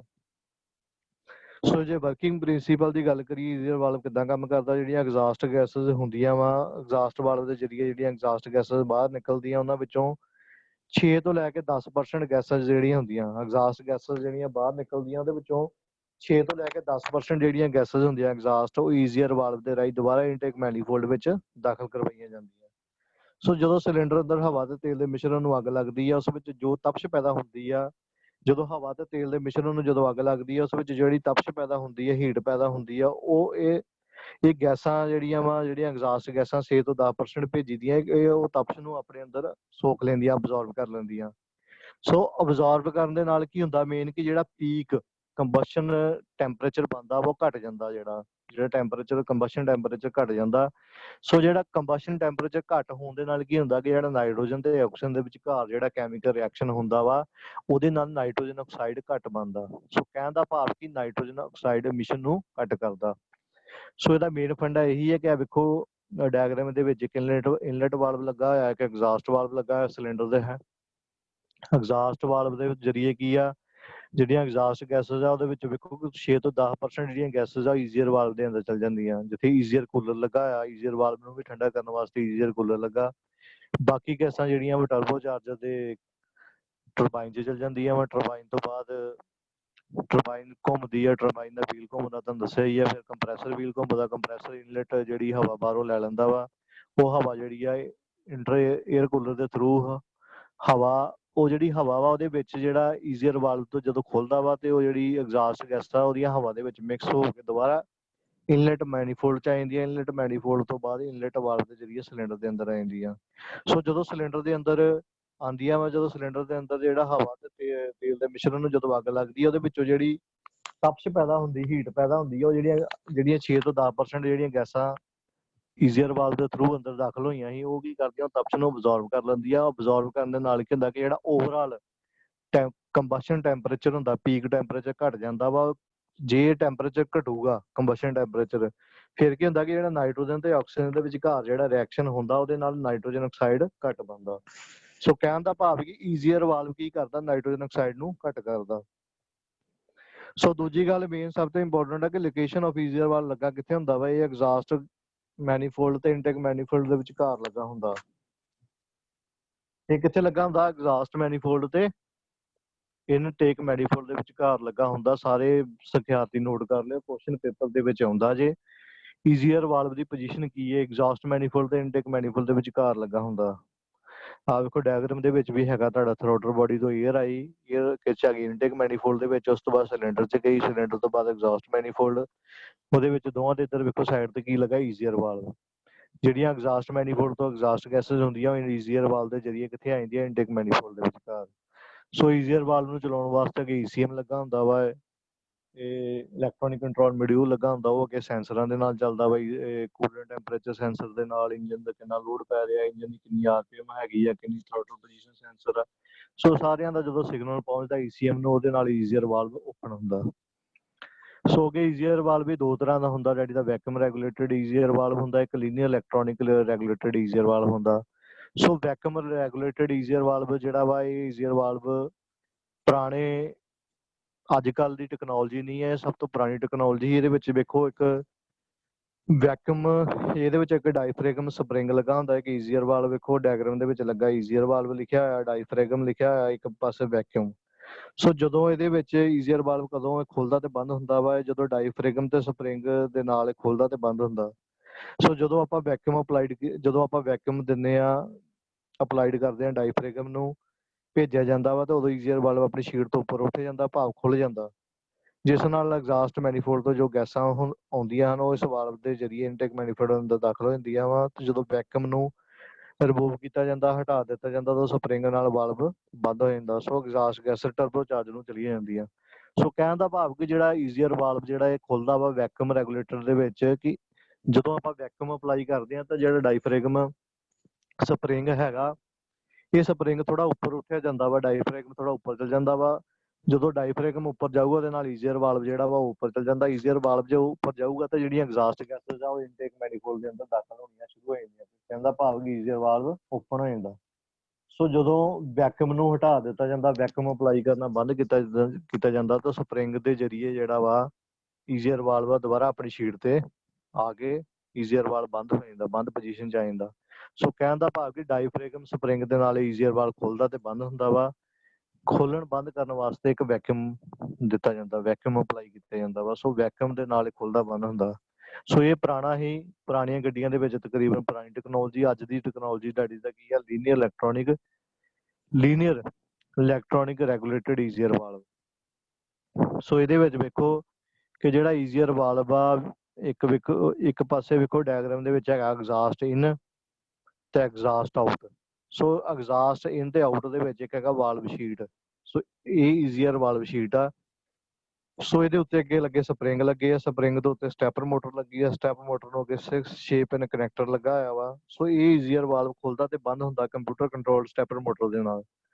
ਸੋ ਜਿਹੜੀ ਉੱਤੇ ਸਟੈਪਰ ਮੋਟਰ ਲੱਗੀ ਹੈ ਕਿਹਦੇ ਨਾਲ ਕੰਟਰੋਲ ਹੁੰਦੀ ਹੈ, ਕੰਪਿਊਟਰ ਦੇ ਨਾਲ। ਸੋ ਸਟੈਪਰ ਮੋਟਰ ਨੂੰ ਅੱਗੇ ਸੁਨੇਹਾ ਪਹੁੰਚਾਉਣ ਵਾਸਤੇ ਵੈਪ ਸੈਂਸਰ ਲੱਗਾ ਹੁੰਦਾ। ਇਹਦੇ ਵਿੱਚ ਇੱਕ ਵੈਪ ਸੈਂਸਰ ਹੁੰਦਾ ਜਿਹਨੂੰ ਕਹਿੰਦੇ ਈਜ਼ੀਅਰ ਵਾਲਵ ਪੋਜੀਸ਼ਨਿੰਗ ਸੈਂਸਰ। ਸੋ ਜਿਹੜਾ ਵੈਪ ਸੈਂਸਰ ਆ ਜਾਂ ਈਜ਼ੀਅਰ ਵਾਲਵ ਪੋਜੀਸ਼ਨਿੰਗ ਸੈਂਸਰ ਆ, ਉਹਦੀ ਮਦਦ ਨਾਲ ਜਿਹੜਾ ਵਾ ਸਟੈਪਰ ਮੋਟਰ ਨੂੰ ਸਿਗਨਲ ਭੇਜਦਾ। ਸੋ ਇਹ ਸੈਂਸਰ ਜਿਹੜਾ ਵਾ ਕੰਪਿਊਟਰ ਨੂੰ ਸਿਗਨਲ ਭੇਜਦਾ ਵਾ। ਕੰਪਿਊਟਰ ਨੂੰ ਸਿਗਨਲ ਜਿਹੜਾ ਸੈਂਸਰ ਭੇਜਦਾ ਇਹਦਾ ਫਾਰਮ ਆਫ ਵੋਲਟੇਜ ਦੇ ਰੂਪ ਦੇ ਵਿੱਚ ਭੇਜਦਾ। ਜੇ ਤਾਂ 0.3 ਵੋਲਟ ਭੇਜੇ ਤਾਂ ਇਹਦਾ ਮਤਲਬ ਕਿ ਜਿਹੜਾ ਤੁਹਾਡਾ ਈਜ਼ੀਅਰ ਵਾਲਵ ਆ ਕਲੋਜ਼ਡ ਪੋਜੀਸ਼ਨ 'ਚ ਆ। ਜੇ 0.5 ਵੋਲਟ ਦਾ ਸਿਗਨਲ ਭੇਜਦਾ ਇਟ ਮੀਨਸ ਕਿ ਉਹਨੂੰ ਓਪਨ ਕਰਨ ਵਾਸਤੇ, ਜੇ ਤਾਂ ਈਜ਼ੀਅਰ ਵਾਲਵ ਨੂੰ ਓਪਨ ਕਰਨਾ ਤਾਂ 0.5 ਵੋਲਟ ਦਾ ਸਿਗਨਲ ਭੇਜਣਾ ਇਹਨੇ, ਤੇ ਜੇ ਤਾਂ ਈਜ਼ੀਅਰ ਵਾਲਵ ਨੂੰ ਬੰਦ ਕਰਨਾ ਤਾਂ 0.3 ਵੋਲਟ ਦਾ ਸਿਗਨਲ ਭੇਜਣਾ। ਸੋ ਕਹਿਣ ਦਾ ਭਾਵ ਕਿ ਜਿਹੜਾ ਇਹ linear electronic regulated EGR valve ਆ, ਇੱਕ ਤਰ੍ਹਾਂ ਦਾ ਕੰਪਿਊਟਰ ਨਾਲ ਆਪਰੇਟਡ ਹੁੰਦਾ ਵਾ। ਕੰਪਿਊਟਰ ਨੂੰ ਸਿਗਨਲ ਇੱਕ ਸੈਂਸਰ ਪਹੁੰਚਾਉਂਦਾ ਵਾ, ਸੈਂਸਰ ਸਿਗਨਲ ਕੰਪਿਊਟਰ ਨੂੰ ਪਹੁੰਚਾਉਂਦਾ, ਕੰਪਿਊਟਰ ਅੱਗੇ ਸਿਗਨਲ ਸਟੈਪਰ ਮੋਟਰ ਨੂੰ ਪਹੁੰਚਾਉਂਦਾ। ਸਟੈਪਰ ਮੋਟਰ ਜਦੋਂ ਚੱਲਦੀ ਹੈ ਉਹਦੇ ਨਾਲ ਜਿਹੜਾ ਵਾ ਈਜ਼ੀਅਰ ਵਾਲਵ ਆ ਆਪਣੀ ਸ਼ੀਟ ਤੋਂ ਉੱਪਰ ਥੱਲੇ ਹੋਊਗਾ। ਜਦੋਂ ਉੱਪਰ ਹੋਊਗਾ ਤਾਂ ਵਾਲਵ ਖੁੱਲ ਜਾਂਦਾ ਵਾ। ਜਦੋਂ ਵਾਲਵ ਖੁੱਲੂਗਾ ਤਾਂ ਐਗਜ਼ਾਸਟ ਗੈਸ ਜਿਹੜੀਆਂ ਵਾ ਇਨਟੇਕ ਮੈਨੀਫੋਲਡ ਦੇ ਅੰਦਰ ਦਾਖਲ ਹੋਣੀਆਂ ਸ਼ੁਰੂ ਹੋ ਜਾਂਦੀਆਂ। ਜਦੋਂ ਈਜ਼ੀਅਰ ਵਾਲਵ ਬੰਦ ਹੋ ਜਾਂਦਾ ਵਾ ਉਹਦੇ ਨਾਲ ਕੀ ਹੁੰਦਾ, ਜਿਹੜੀਆਂ ਐਗਜ਼ਾਸਟ ਗੈਸਸ ਆ ਉਹ ਇਨਲੈਟ ਮੈਨੀਫੋਲਡ 'ਚ ਨਹੀਂ ਜਾਂਦੀਆਂ। ਸੋ ਇਹਦੇ ਵਿੱਚ ਵੇਖੋ ਇੱਕ ਸਿੰਪਲ ਜਿਹਾ ਵਾ, ਇੱਕ ਪਾਸੋਂ ਵੇਖੋ ਐਗਜ਼ਾਸਟ ਆ ਡਾਇਗਰਾਮ ਦੇ ਵਿੱਚ, ਜਿਹੜਾ ਥੱਲੇ ਵਾਲਾ ਐਗਜ਼ਾਸਟ ਗੈਸਸ ਆ ਉੱਥੇ ਈਜ਼ੀਅਰ ਵਾਲਵ ਆ। ਈਜ਼ੀਅਰ ਵਾਲਵ ਦੇ ਉੱਤੇ ਇੱਕ ਸੈਂਸਰ ਲੱਗਾ ਜਿਹਨੂੰ AEVP ਸੈਂਸਰ ਬੋਲਦੇ ਆ, ਈਜ਼ੀਅਰ ਵਾਲਵ ਪੋਜੀਸ਼ਨਿੰਗ ਸੈਂਸਰ। ਸੋ ਇਹ ਸੈਂਸਰ ਨੂੰ ਕੰਪਿਊਟਰ ਅੱਗੇ ਲੱਗਾ ਵਾ। ਇੱਧਰੋਂ ਆਪਣਾ ਇਨਲੈਟ ਮੈਨੀਫੋਲਡ ਆ। ਸੋ ਜਿਹੜੀਆਂ ਐਗਜ਼ਾਸਟ ਗੈਸਸ ਇਨਲੈਟ ਮੈਨੀਫੋਲਡ 'ਚ ਭੇਜਣੀਆਂ ਵਾ ਥਰੂ ਈਜ਼ੀਅਰ ਵਾਲਵ ਦੇ ਥਰੂ ਭੇਜਣੀਆਂ। ਸੋ ਈਜ਼ੀਅਰ ਵਾਲਵ ਖੁੱਲਣਾ ਤੇ ਬੰਦ ਹੋਣਾ, ਇੱਕ ਸੈਂਸਰ ਲੱਗਾ ਵਾ। ਸੈਂਸਰ ਸਿਗਨਲ ਕੰਪਿਊਟਰ ਨੂੰ ਭੇਜਦਾ ਵਾ, ਕੰਪਿਊਟਰ ਸਿਗਨਲ ਅੱਗੇ ਆਪਣਾ ਸਟੈਪਰ ਮੋਟਰ ਨੂੰ ਭੇਜਦਾ। ਸਟੈਪਰ ਮੋਟਰ ਜਦੋਂ ਚੱਲਦੀ ਹੈ ਤੇ ਉਹਦੇ ਨਾਲ ਜਿਹੜਾ ਈਜ਼ੀਅਰ ਵਾਲਵ ਆਪਣੀ ਸ਼ੀਟ ਤੋਂ ਉੱਪਰ ਥੱਲੇ ਹੋਊਗਾ, ਉੱਪਰ ਹੋਊਗਾ ਤਾਂ ਖੁੱਲ ਜੂਗਾ, ਥੱਲੇ ਹੋ ਜਾਊਗਾ ਤੇ ਬੰਦ ਹੋ ਜਾਂਦਾ। ਸੋ ਬੰਦ ਤੇ of position through computer controlled ਹੁੰਦੀ ਆ। ਸੋ ਇਹ ਤਾਂ ਆਪਣਾ ਹੈਗਾ ਹੀ ਈਜ਼ੀਅਰ ਵਾਲਵ। ਹੁਣ ਅੱਗੇ ਆਪਣਾ ਇੱਕ ਲੱਗਾ ਹੁੰਦਾ ਵਾ ਆਪਣਾ ਮਿਸ਼ਨ ਨੂੰ ਕੰਟਰੋਲ ਕਰਨ ਵਾਸਤੇ ਡੈਡੀ ਦਾ SCR। ਸੋ ਸਾਰੇ ਸਿਖਿਆਰਥੀ ਨੋਟ ਕਰ ਲਿਓ, SCR ਦੀ ਫੁੱਲ ਫਾਰਮ ਹੁੰਦੀ ਹੈ ਸਿਲੈਕਟਿਵ ਕੈਟਾਲਿਟਿਕ ਰਿਡਕਸ਼ਨ। ਕੀ ਫੁੱਲ ਫਾਰਮ ਹੁੰਦੀ ਹੈ? Selective ਕੈਟਾਲਿਟਿਕ reduction. ਸੋ ਇਹਦੇ ਵਿੱਚ ਕੀ ਆ ਕਿ ਇਹ ਵੀ ਇੱਕ ਤਰ੍ਹਾਂ ਦਾ ਕੀ ਕਰਦਾ, ਜਿੱਦਾਂ ਈਜ਼ੀਅਰ ਵਾਲਵ ਵੀ ਨੌਕਸ ਨੂੰ ਕੰਟਰੋਲ ਕਰਦਾ ਵਾ, ਤੇ ਇਹ ਵੀ SCR ਵੀ ਇੱਕ ਤਰ੍ਹਾਂ ਦਾ ਕੀ ਕਰਦਾ, ਰਿਡਿਊਸ ਦਾ ਨੌਕਸ। ਇਹ ਵੀ ਇੱਕ ਤਰ੍ਹਾਂ ਦਾ ਨਾਈਟ੍ਰੋਜਨ ਆਕਸਾਈਡ ਜਿਹੜਾ ਐਮਿਸ਼ਨ ਬਣਦਾ ਉਹਨੂੰ ਕੰਟਰੋਲ ਕਰਦਾ ਵਾ। ਸੋ ਇਹਦਾ ਪਰਪਸ ਕੀ ਆ? ਸਿਲੈਕਟਿਵ ਕੈਟਾਲਿਟਿਕ ਰਿਡਕਸ਼ਨ ਜਿਹੜਾ ਹੁੰਦਾ ਇੱਕ ਪ੍ਰੋਸੈਸ ਹੁੰਦੀ ਹੈ ਜਿਹਦੇ ਵਿੱਚ ਕੀ ਹੁੰਦਾ ਕਿ ਜਿਹੜਾ ਨੌਕਸ ਬਣਦਾ ਵਾ ਉਸ ਨੌਕਸ ਨੂੰ ਕੀ ਕਰਨਾ ਵਾ, ਨਾਈਟ੍ਰੋਜਨ ਦੇ ਵਿੱਚ ਤੋੜ ਦੇਣਾ, ਨਾਈਟ੍ਰੋਜਨ ਦੇ ਪਲੱਸ ਵਾਟਰ 'ਚ ਤੋੜਨਾ। ਸੋ ਸਿਲੈਕਟਿਵ ਕੈਟਾਲਿਟਿਕ ਰਿਡਕਸ਼ਨ ਦਾ ਮਤਲਬ ਕੀ, ਸਿਲੈਕਟਿਵ ਦਾ ਮਤਲਬ ਹੁੰਦਾ ਵਾ ਕਿ ਟਾਰਗੇਟ ਸਾਡਾ ਕੀ ਹੈ। ਟਾਰਗੇਟ ਹੈਗਾ ਸਾਡਾ ਜਿਹੜਾ ਨੌਕਸ ਬਣਦਾ ਡੀਜ਼ਲ ਫਿਊਲ ਦੇ ਵਿੱਚ, ਡੀਜ਼ਲ ਗੱਡੀਆਂ 'ਚ ਜਿਹੜਾ ਨੌਕਸ ਬਣਦਾ ਵਾ, ਡੀਜ਼ਲ ਐਗਜ਼ਾਸਟ ਦੇ ਵਿੱਚ ਨੌਕਸ ਬਣਦਾ, ਉਹਨੂੰ ਟਾਰਗੇਟ ਕਰਨਾ, ਕਿਹਦੇ ਵਿੱਚ ਤੋੜਨਾ, ਨਾਈਟ੍ਰੋਜਨ ਪਲੱਸ ਵਾਟਰ 'ਚ। ਦੂਜਾ ਕੀ ਇਹਦੇ ਵਿੱਚ ਕੈਟਾਲਿਟਿਕ ਦਾ ਮਤਲਬ ਹੁੰਦਾ ਇਹਦੇ ਵਿੱਚ ਇੱਕ ਕੈਟਾਲਿਟਿਕ ਕਨਵਰਟਰ, ਕੈਟਾਲਿਸਟ ਦੀ ਲੋੜ ਪੈਂਦੀ ਹੈ ਰਿਐਕਸ਼ਨ ਕਰਾਉਣ ਵਾਸਤੇ। ਤੀਜਾ ਰਿਡਕਸ਼ਨ ਇੱਕ ਤਰ੍ਹਾਂ ਦੀ ਰਿਐਕਸ਼ਨ ਹੁੰਦੀ ਆ ਨੌਕਸ ਨੂੰ ਕਿਹਦੇ ਵਿੱਚ ਰਿਡਿਊਸ ਕਰ ਦੇਣਾ, ਨਾਈਟ੍ਰੋਜਨ ਤੇ ਵਾਟਰ ਦੇ ਵਿੱਚ। ਸੋ SCR ਇੱਕ ਤਰ੍ਹਾਂ ਦਾ, ਇਹਦੇ ਵਿੱਚ ਇੱਕ ਡੀਜ਼ਲ ਐਗਜ਼ਾਸਟ ਫਲੂਇਡ, ਸਾਰੇ ਸਿਖਿਆਰਥੀ ਨੋਟ ਕਰ ਲਿਓ, DEF ਦੀ ਫੁੱਲ ਫਾਰਮ ਹੁੰਦੀ ਹੈ ਡੀਜ਼ਲ ਐਗਜ਼ਾਸਟ ਫਲੂਇਡ। ਇਹਦੇ ਵਿੱਚ SCR ਦੇ ਵਿੱਚ ਇੱਕ ਡੀਜ਼ਲ ਐਗਜ਼ਾਸਟ ਫਲੂਇਡ ਹੁੰਦਾ ਜਿਹਦੇ ਵਿੱਚ ਯੂਰੀਆ ਬੇਸਡ ਸੋਲਿਊਸ਼ਨ ਪਾਇਆ ਹੁੰਦਾ। ਸੋ SCR ਗੱਡੀ ਜੇ ਤੇ ਡੀਜ਼ਲ ਗੱਡੀਆਂ ਦੇ ਵਿੱਚ SCR ਲੱਗਾ ਹੋਏ ਤਾਂ ਘੱਟੋ ਘੱਟ ਜਿਹੜਾ ਨਾਈਟ੍ਰੋਜਨ ਆਕਸਾਈਡ ਜਿਹੜਾ ਐਮਿਸ਼ਨ ਹੁੰਦਾ ਉਹਨੂੰ 93% ਘੱਟ ਕਰਦਾ। ਪੇਪਰ 'ਚ ਕੁਐਸਚਨ ਜ਼ਰੂਰ ਹੁੰਦਾ ਕਿ ਜਿਹੜਾ SCR ਆ ਕਿੰਨੇ % ਘੱਟ ਕਰਦਾ ਨੌਕਸ, 93%। ਸੋ SCR ਦੇ ਕਿਹੜੇ ਕਿਹੜੇ ਕੰਪੋਨੈਂਟਸ ਹੈਗੇ ਆ? ਇਹਦੇ ਵਿੱਚ ਪਹਿਲਾ ਕੰਪੋਨੈਂਟ ਲੱਗਾ ਹੁੰਦਾ ਡੀਜ਼ਲ ਐਗਜ਼ਾਸਟ ਫਲੂਇਡ ਲੱਗਾ ਹੁੰਦਾ, DEF ਬੋਲਦੇ ਆ। ਦੂਜਾ ਇਹਦੇ ਵਿੱਚ ਲੱਗਾ ਹੁੰਦਾ DEF ਇੰਜੈਕਟਰ ਲੱਗੇ ਹੁੰਦੇ ਆ। ਤੀਜਾ ਮਿਕਸਿੰਗ ਟਿਊਬ ਲੱਗੀ ਹੁੰਦੀ ਆ। ਚੌਥਾ ਇਹਦੇ ਵਿੱਚ SCR ਕੈਟਾਲਿਸਟ ਹੁੰਦਾ। ਸੋ ਉਹਦਾ ਡਾਇਗਰਾਮ ਤੋਂ ਤੁਹਾਨੂੰ ਪਤਾ ਲੱਗੂਗਾ। ਸੋ ਉਹਦੇ ਵਿੱਚ ਵੇਖੋ ਇੱਕ ਸਭ ਤੋਂ ਟੌਪ ਤੇ ਲੱਗਾ ਹੁੰਦਾ SCR ਟੈਂਕ। SCR ਟੈਂਕ ਦੇ ਵਿੱਚ ਕੀ ਹੁੰਦਾ ਡੈਡੀ ਦਾ ਡੀ, ਮੈਂ ਤੁਹਾਨੂੰ ਪਹਿਲਾਂ ਦੱਸਿਆ ਕਿ ਡੀ ਉਹਦੇ ਵਿੱਚ ਹੁੰਦਾ DEF ਡੀਜ਼ਲ ਐਗਜ਼ਾਸਟ ਫਲੂਇਡ। ਸੋ SCR ਟੈਂਕ ਹੁੰਦਾ ਜਿਹਦੇ ਵਿੱਚ ਯੂਰੀਆ ਹੁੰਦਾ ਵਾ। ਯੂਰੀਆ SCR ਟੈਂਕ ਤੋਂ ਕਿੱਥੇ ਆ ਜਾਂਦਾ ਵਾ? SCR ਹੋਸਟਡ ਫੀਡ ਲਾਈਨ 'ਚ ਆ ਜਾਂਦਾ। ਸੋ ਹੋਸਟਡ ਫੀਡ ਲਾਈਨ 'ਚ ਜਦੋਂ ਯੂਰੀਆ ਹੁੰਦਾ ਵਾ ਤੇ SCR ਡੋਜ਼ਿੰਗ ਇੰਜੈਕਟਰ ਅੱਗੇ ਲੱਗਾ ਹੁੰਦਾ ਵਾ। ਜਿਹੜਾ ਯੂਰੀਆ ਟੈਂਕ ਤੋਂ ਕਿੱਥੇ ਆ ਜਾਂਦਾ? SCR ਡੋਜ਼ਿੰਗ ਇੰਜੈਕਟਰ ਦੇ ਵਿੱਚ ਯੂਰੀਆ ਆ ਜਾਂਦਾ। ਉੱਧਰੋਂ ਦੂਜੇ ਪਾਸੇ ਕੀ ਹੁੰਦਾ ਕਿ ਜਿਹੜਾ ਇੰਜਨ ਦੇ ਵਿੱਚੋਂ ਐਗਜ਼ਾਸਟ ਗੈਸਸ ਪੈਦਾ ਹੁੰਦੀਆਂ ਉਹ ਸਿਲੈਂਸਰ ਦੇ ਵਿੱਚ ਆ ਜਾਂਦੀਆਂ। ਸੋ ਇਹ ਕੀ ਕਰਦਾ ਕਿ ਜਿਹੜਾ ਯੂਰੀਆ ਵਾ ਜਦੋਂ ਉੱਧਰੋਂ ਐਗਜ਼ਾਸਟ ਗੈਸਸ ਆਉਂਦੀ ਆ ਉੱਧਰੋਂ ਯੂਰੀਆ ਹੁੰਦਾ ਵਾ, ਇੰਜੈਕਟਰ ਕੀ ਕਰਦਾ ਯੂਰੀਆ ਨੂੰ ਸਪਰੇਅ ਕਰਦਾ। ਐਗਜ਼ਾਸਟ ਗੈਸਸ ਦੇ ਵਿੱਚ ਜਦੋਂ ਯੂਰੀਆ ਮਿਕਸ ਹੋ ਜਾਂਦਾ ਵਾ, ਹੁਣ ਦੋਵੇਂ ਚੀਜ਼ਾਂ ਜਦੋਂ ਮਿਕਸ ਹੋ ਕੇ ਜਦੋਂ SCR ਦੇ ਅੰਦਰ ਜਾਂਦੀਆਂ, SCR ਕੈਟਾਲਿਸਟ ਦੇ ਜਦੋਂ ਅੰਦਰ ਜਾਂਦੀਆਂ ਤਾਂ ਉਹਦੇ ਉਹ ਕੀ ਕਰਦਾ ਵਾ ਜਿਹੜਾ ਨਾਈਟ੍ਰੋਜਨ ਆਕਸਾਈਡ ਨੂੰ ਕਿਚ ਤੋੜ ਦਿੰਦਾ ਨਾਈਟ੍ਰੋਜਨ ਤੇ ਵਾਟਰ ਦੇ ਵਿੱਚ। ਸੋ ਜਿਹੜੇ ਐਗਜ਼ਾਸਟ ਗੈਸਸ ਬਾਹਰ ਨਿਕਲਣਗੀਆਂ ਜਦੋਂ SCR ਦੇ ਵਿੱਚ ਪਾਸ ਹੋ ਗਏ ਤਾਂ ਨੌਕਸ ਬਿਲਕੁਲ 93% ਘੱਟ ਹੋ ਜਾਂਦਾ। ਸੋ ਅਮੋਨੀਆ ਸੈਂਸਰ ਵੀ ਲੱਗਾ ਹੁੰਦਾ ਜਿਹੜਾ ਕੰਟਰੋਲ ਕਰਦਾ ECU। ਗੱਡੀ ਦੇ ਵਿੱਚ ਇੱਕ ECU ਲੱਗਾ ਹੁੰਦਾ ਜਿਹੜਾ ਅਮੋਨੀਆ ਸੈਂਸਰ ਤੋਂ ਪਤਾ ਲੱਗ ਜਾਂਦਾ ਕਿੰਨਾ ਅਮੋਨੀਆ ਪੈਦਾ ਹੁੰਦਾ। ਸੋ ਇਹਦਾ ਵਰਕਿੰਗ ਕਿੱਦਾਂ ਵਾ? ਵਰਕਿੰਗ ਕੀ SCR ਦੀ ਵੇਖੋ ਕੀ ਆ। ਜਦੋਂ ਡੀਜ਼ਲ ਇੰਜਨ ਦੇ ਸਿਲੰਡਰ ਤੋਂ ਐਗਜ਼ਾਸਟ ਵਾਲਵ ਜ਼ਰੀਏ ਐਗਜ਼ਾਸਟ ਗੈਸ ਸਿਲੈਂਸਰ ਦੇ ਅੰਦਰ ਦਾਖਲ ਹੁੰਦੀ ਆ, ਉਸ ਸਮੇਂ ਜਿਹੜਾ DEF ਟੈਂਕ ਜਾਂ ਯੂਰੀਆ ਟੈਂਕ ਹੁੰਦਾ ਉਹਦੇ ਵਿੱਚੋਂ ਯੂਰੀਆ ਜਿਹੜੀ ਆ DEF ਇੰਜੈਕਟਰ ਦੇ ਜ਼ਰੀਏ ਮਿਕਸਿੰਗ ਟਿਊਬ ਦੇ ਅੰਦਰ ਸਪਰੇਅ ਹੁੰਦਾ ਹੈ। ਕਹਿਣ ਦਾ ਭਾਵ ਕਿ ਜਿਹੜਾ ਯੂਰੀਆ ਟੈਂਕ ਲੱਗਾ ਉੱਥੋਂ ਯੂਰੀਆ ਹੁੰਦਾ ਵਾ, ਯੂਰੀਆ ਇੰਜੈਕਟਰ 'ਚ ਆ ਜਾਂਦਾ। ਇੰਜੈਕਟਰ ਅੱਗੇ ਜਿਹੜੀ ਐਗਜ਼ਾਸਟ ਪਾਈਪ ਉਹਦੇ ਵਿੱਚ ਸਪਰੇਅ ਕਰਦਾ ਯੂਰੀਆ। ਸੋ ਇੰਜਨ ਦੇ ਵਿੱਚੋਂ ਜਿਹੜੀਆਂ ਐਗਜ਼ਾਸਟ ਗੈਸਸ ਆਉਂਦੀਆਂ ਵਾ, ਜਿਹੜੀਆਂ ਇੰਜਨ 'ਚੋਂ ਐਗਜ਼ਾਸਟ ਗੈਸਸ ਪੈਦਾ ਹੁੰਦੀਆਂ ਉਹਦੇ ਵਿੱਚ ਨਾਈਟ੍ਰੋਜਨ ਆਕਸਾਈਡ ਹੁੰਦਾ ਵਾ, ਆਕਸੀਜਨ ਹੁੰਦੀ ਆ। ਸੋ ਰਸਤੇ ਦੇ ਵਿੱਚ ਇਸ ਵਿੱਚ ਜਦੋਂ ਯੂਰੀਆ ਮਿਕਸ ਹੋ ਜਾਂਦਾ, ਜਿਹੜਾ ਇੰਜੈਕਟਰ ਲੱਗਾ ਹੁੰਦਾ DEF ਇੰਜੈਕਟਰ ਹੋ ਗਿਆ ਯੂਰੀਆ ਮਿਕਸ ਕਰ ਦਿੰਦਾ ਨਾਈਟ੍ਰੋਜਨ ਆਕਸਾਈਡ ਦੇ ਵਿੱਚ ਤੇ ਆਕਸੀਜਨ ਦੇ ਵਿੱਚ। ਸੋ ਹੁਣ ਜਦੋਂ ਯੂਰੀਆ ਜਦੋਂ ਗਰਮ ਐਗਜ਼ਾਸਟ ਗੈਸਸ ਦੇ ਨਾਲ ਰਿਐਕਸ਼ਨ ਹੁੰਦਾ, ਜਿਹੜੀਆਂ ਇੰਜਨ ਦੇ ਵਿੱਚੋਂ ਐਗਜ਼ਾਸਟ ਪੈਦਾ ਹੁੰਦੀਆਂ ਉਹ ਗਰਮ ਹੁੰਦੀਆਂ ਵਾ। ਜਦੋਂ ਇਹਦੇ ਯੂਰੀਆ ਜਦੋਂ ਗਰਮ ਐਗਜ਼ਾਸਟ ਗੈਸਸ ਦੇ ਨਾਲ ਰਿਐਕਸ਼ਨ ਕਰਦਾ ਤਾਂ ਇਹ ਅਮੋਨੀਆ ਤੇ ਕਾਰਬਨ ਡਾਈਆਕਸਾਈਡ ਵਿੱਚ ਟੁੱਟ ਜਾਂਦਾ। ਯੂਰੀਆ ਕਿਹਦੇ ਵਿੱਚ ਟੁੱਟ ਜਾਂਦਾ ਵਾ? ਅਮੋਨੀਆ ਤੇ ਕਾਰਬਨ ਡਾਈਆਕਸਾਈਡ ਦੇ ਵਿੱਚ ਟੁੱਟ ਜਾਂਦਾ ਵਾ। ਤੇ ਬਾਅਦ ਵਿੱਚ ਇਹ SCR ਕੈਟਾਲਿਸਟ ਫਿਰ ਜਦੋਂ ਇਹ ਅਮੋਨੀਆ ਤੇ ਕਾਰਬਨ ਡਾਈਆਕਸਾਈਡ ਦੇ ਵਿੱਚ ਟੁੱਟ ਜਾਂਦਾ ਯੂਰੀਆ, ਤੇ ਫਿਰ ਦੁਬਾਰਾ ਕਿਤੇ ਅੰਦਰ ਦਾਖਲ ਹੁੰਦਾ SCR ਕੈਟਾਲਿਸਟ ਦੇ ਅੰਦਰ ਦਾਖਲ ਹੁੰਦਾ। ਜਦੋਂ ਉਹਦੇ ਅੰਦਰ ਦਾਖਲ ਹੁੰਦਾ ਉਹਦੇ ਅੰਦਰ ਇੱਕ ਰਿਡਕਸ਼ਨ ਕੈਟਾਲਿਸਟ ਹੁੰਦਾ ਵਾ ਜਿਸ ਨਾਲ ਅਮੋਨੀਆ ਜਿਹੜਾ ਵਾ ਨਾਈਟ੍ਰੋਜਨ ਆਕਸਾਈਡ ਨਾਲ ਜਦੋਂ ਰਿਐਕਸ਼ਨ ਕਰਦਾ ਤਾਂ ਨਾਈਟ੍ਰੋਜਨ ਆਕਸਾਈਡ ਨਾਈਟ੍ਰੋਜਨ ਗੈਸ ਅਤੇ ਪਾਣੀ ਵਿੱਚ ਟੁੱਟ ਜਾਂਦਾ। ਮੇਨ ਆਪਣਾ ਮਕਸਦ ਕੀ ਹੈ ਕਿ ਨਾਈਟ੍ਰੋਜਨ ਗੈਸ ਜਿਹੜਾ ਨਾਈਟ੍ਰੋਜਨ ਆਕਸਾਈਡ ਆ ਉਹਨੂੰ ਕਿਹਦੇ ਵਿੱਚ ਤੋੜਨਾ? ਨਾਈਟ੍ਰੋਜਨ ਪਲੱਸ ਵਾਟਰ ਦੇ ਵਿੱਚ। ਸੋ DEF ਜਿਹੜਾ ਇੱਕ ਯੂਰੀਆ ਬੇਸਡ ਸੋਲੂਸ਼ਨ ਹੁੰਦਾ ਵਾ। ਇਹ ਇੱਕ ਤਰ੍ਹਾਂ ਦਾ ਲਿਕੁਇਡ ਸੋਲੂਸ਼ਨ ਹੁੰਦਾ। ਇਹਦੇ ਵਿੱਚ ਕੰਪੋਜੀਸ਼ਨ ਕੀ ਹੈ, ਕਿਹੜੀਆਂ ਦੋ ਚੀਜ਼ਾਂ ਤੋਂ ਬਣਿਆ ਹੁੰਦਾ?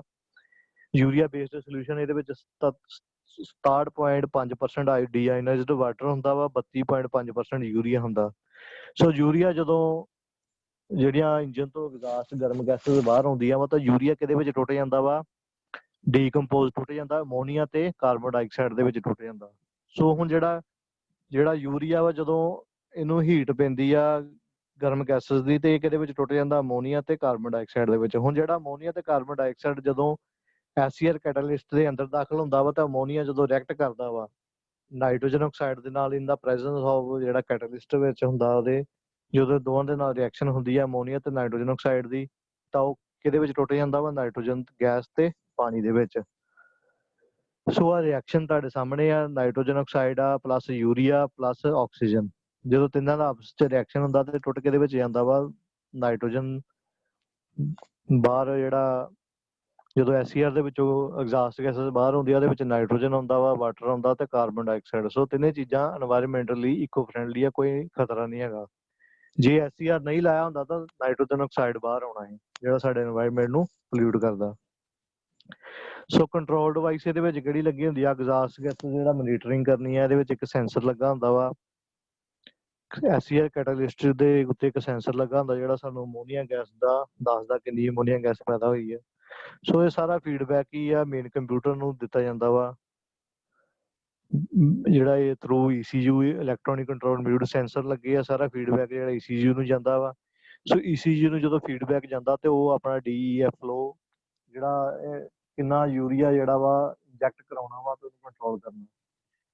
ਸੋ ਇਫ ਦਾ ਨੌਕਸ ਲੈਵਲ ਜੇ ਫਲਕਚੁਏਟ ਕਰਦਾ ਵਾ, ਜੇ ਤੁਹਾਡਾ ਨੌਕਸ ਲੈਵਲ ਵੱਧ ਘਟਦਾ ਵਾ ਤਾਂ ਉਹਦੇ ਅਕੋਰਡਿੰਗ ਜਿਹੜਾ ਵਾ ਯੂਰੀਆ ਵੀ ਜਿਹੜਾ ਸਪਰੇਅ ਕਰਨਾ ਵਾ ਉਹਦਾ ਲੈਵਲ ਵੀ ਵੱਧ ਘਟ ਜਾਂਦਾ ਥਰੂ ਸੈਂਸਰਾਂ ਦੇ।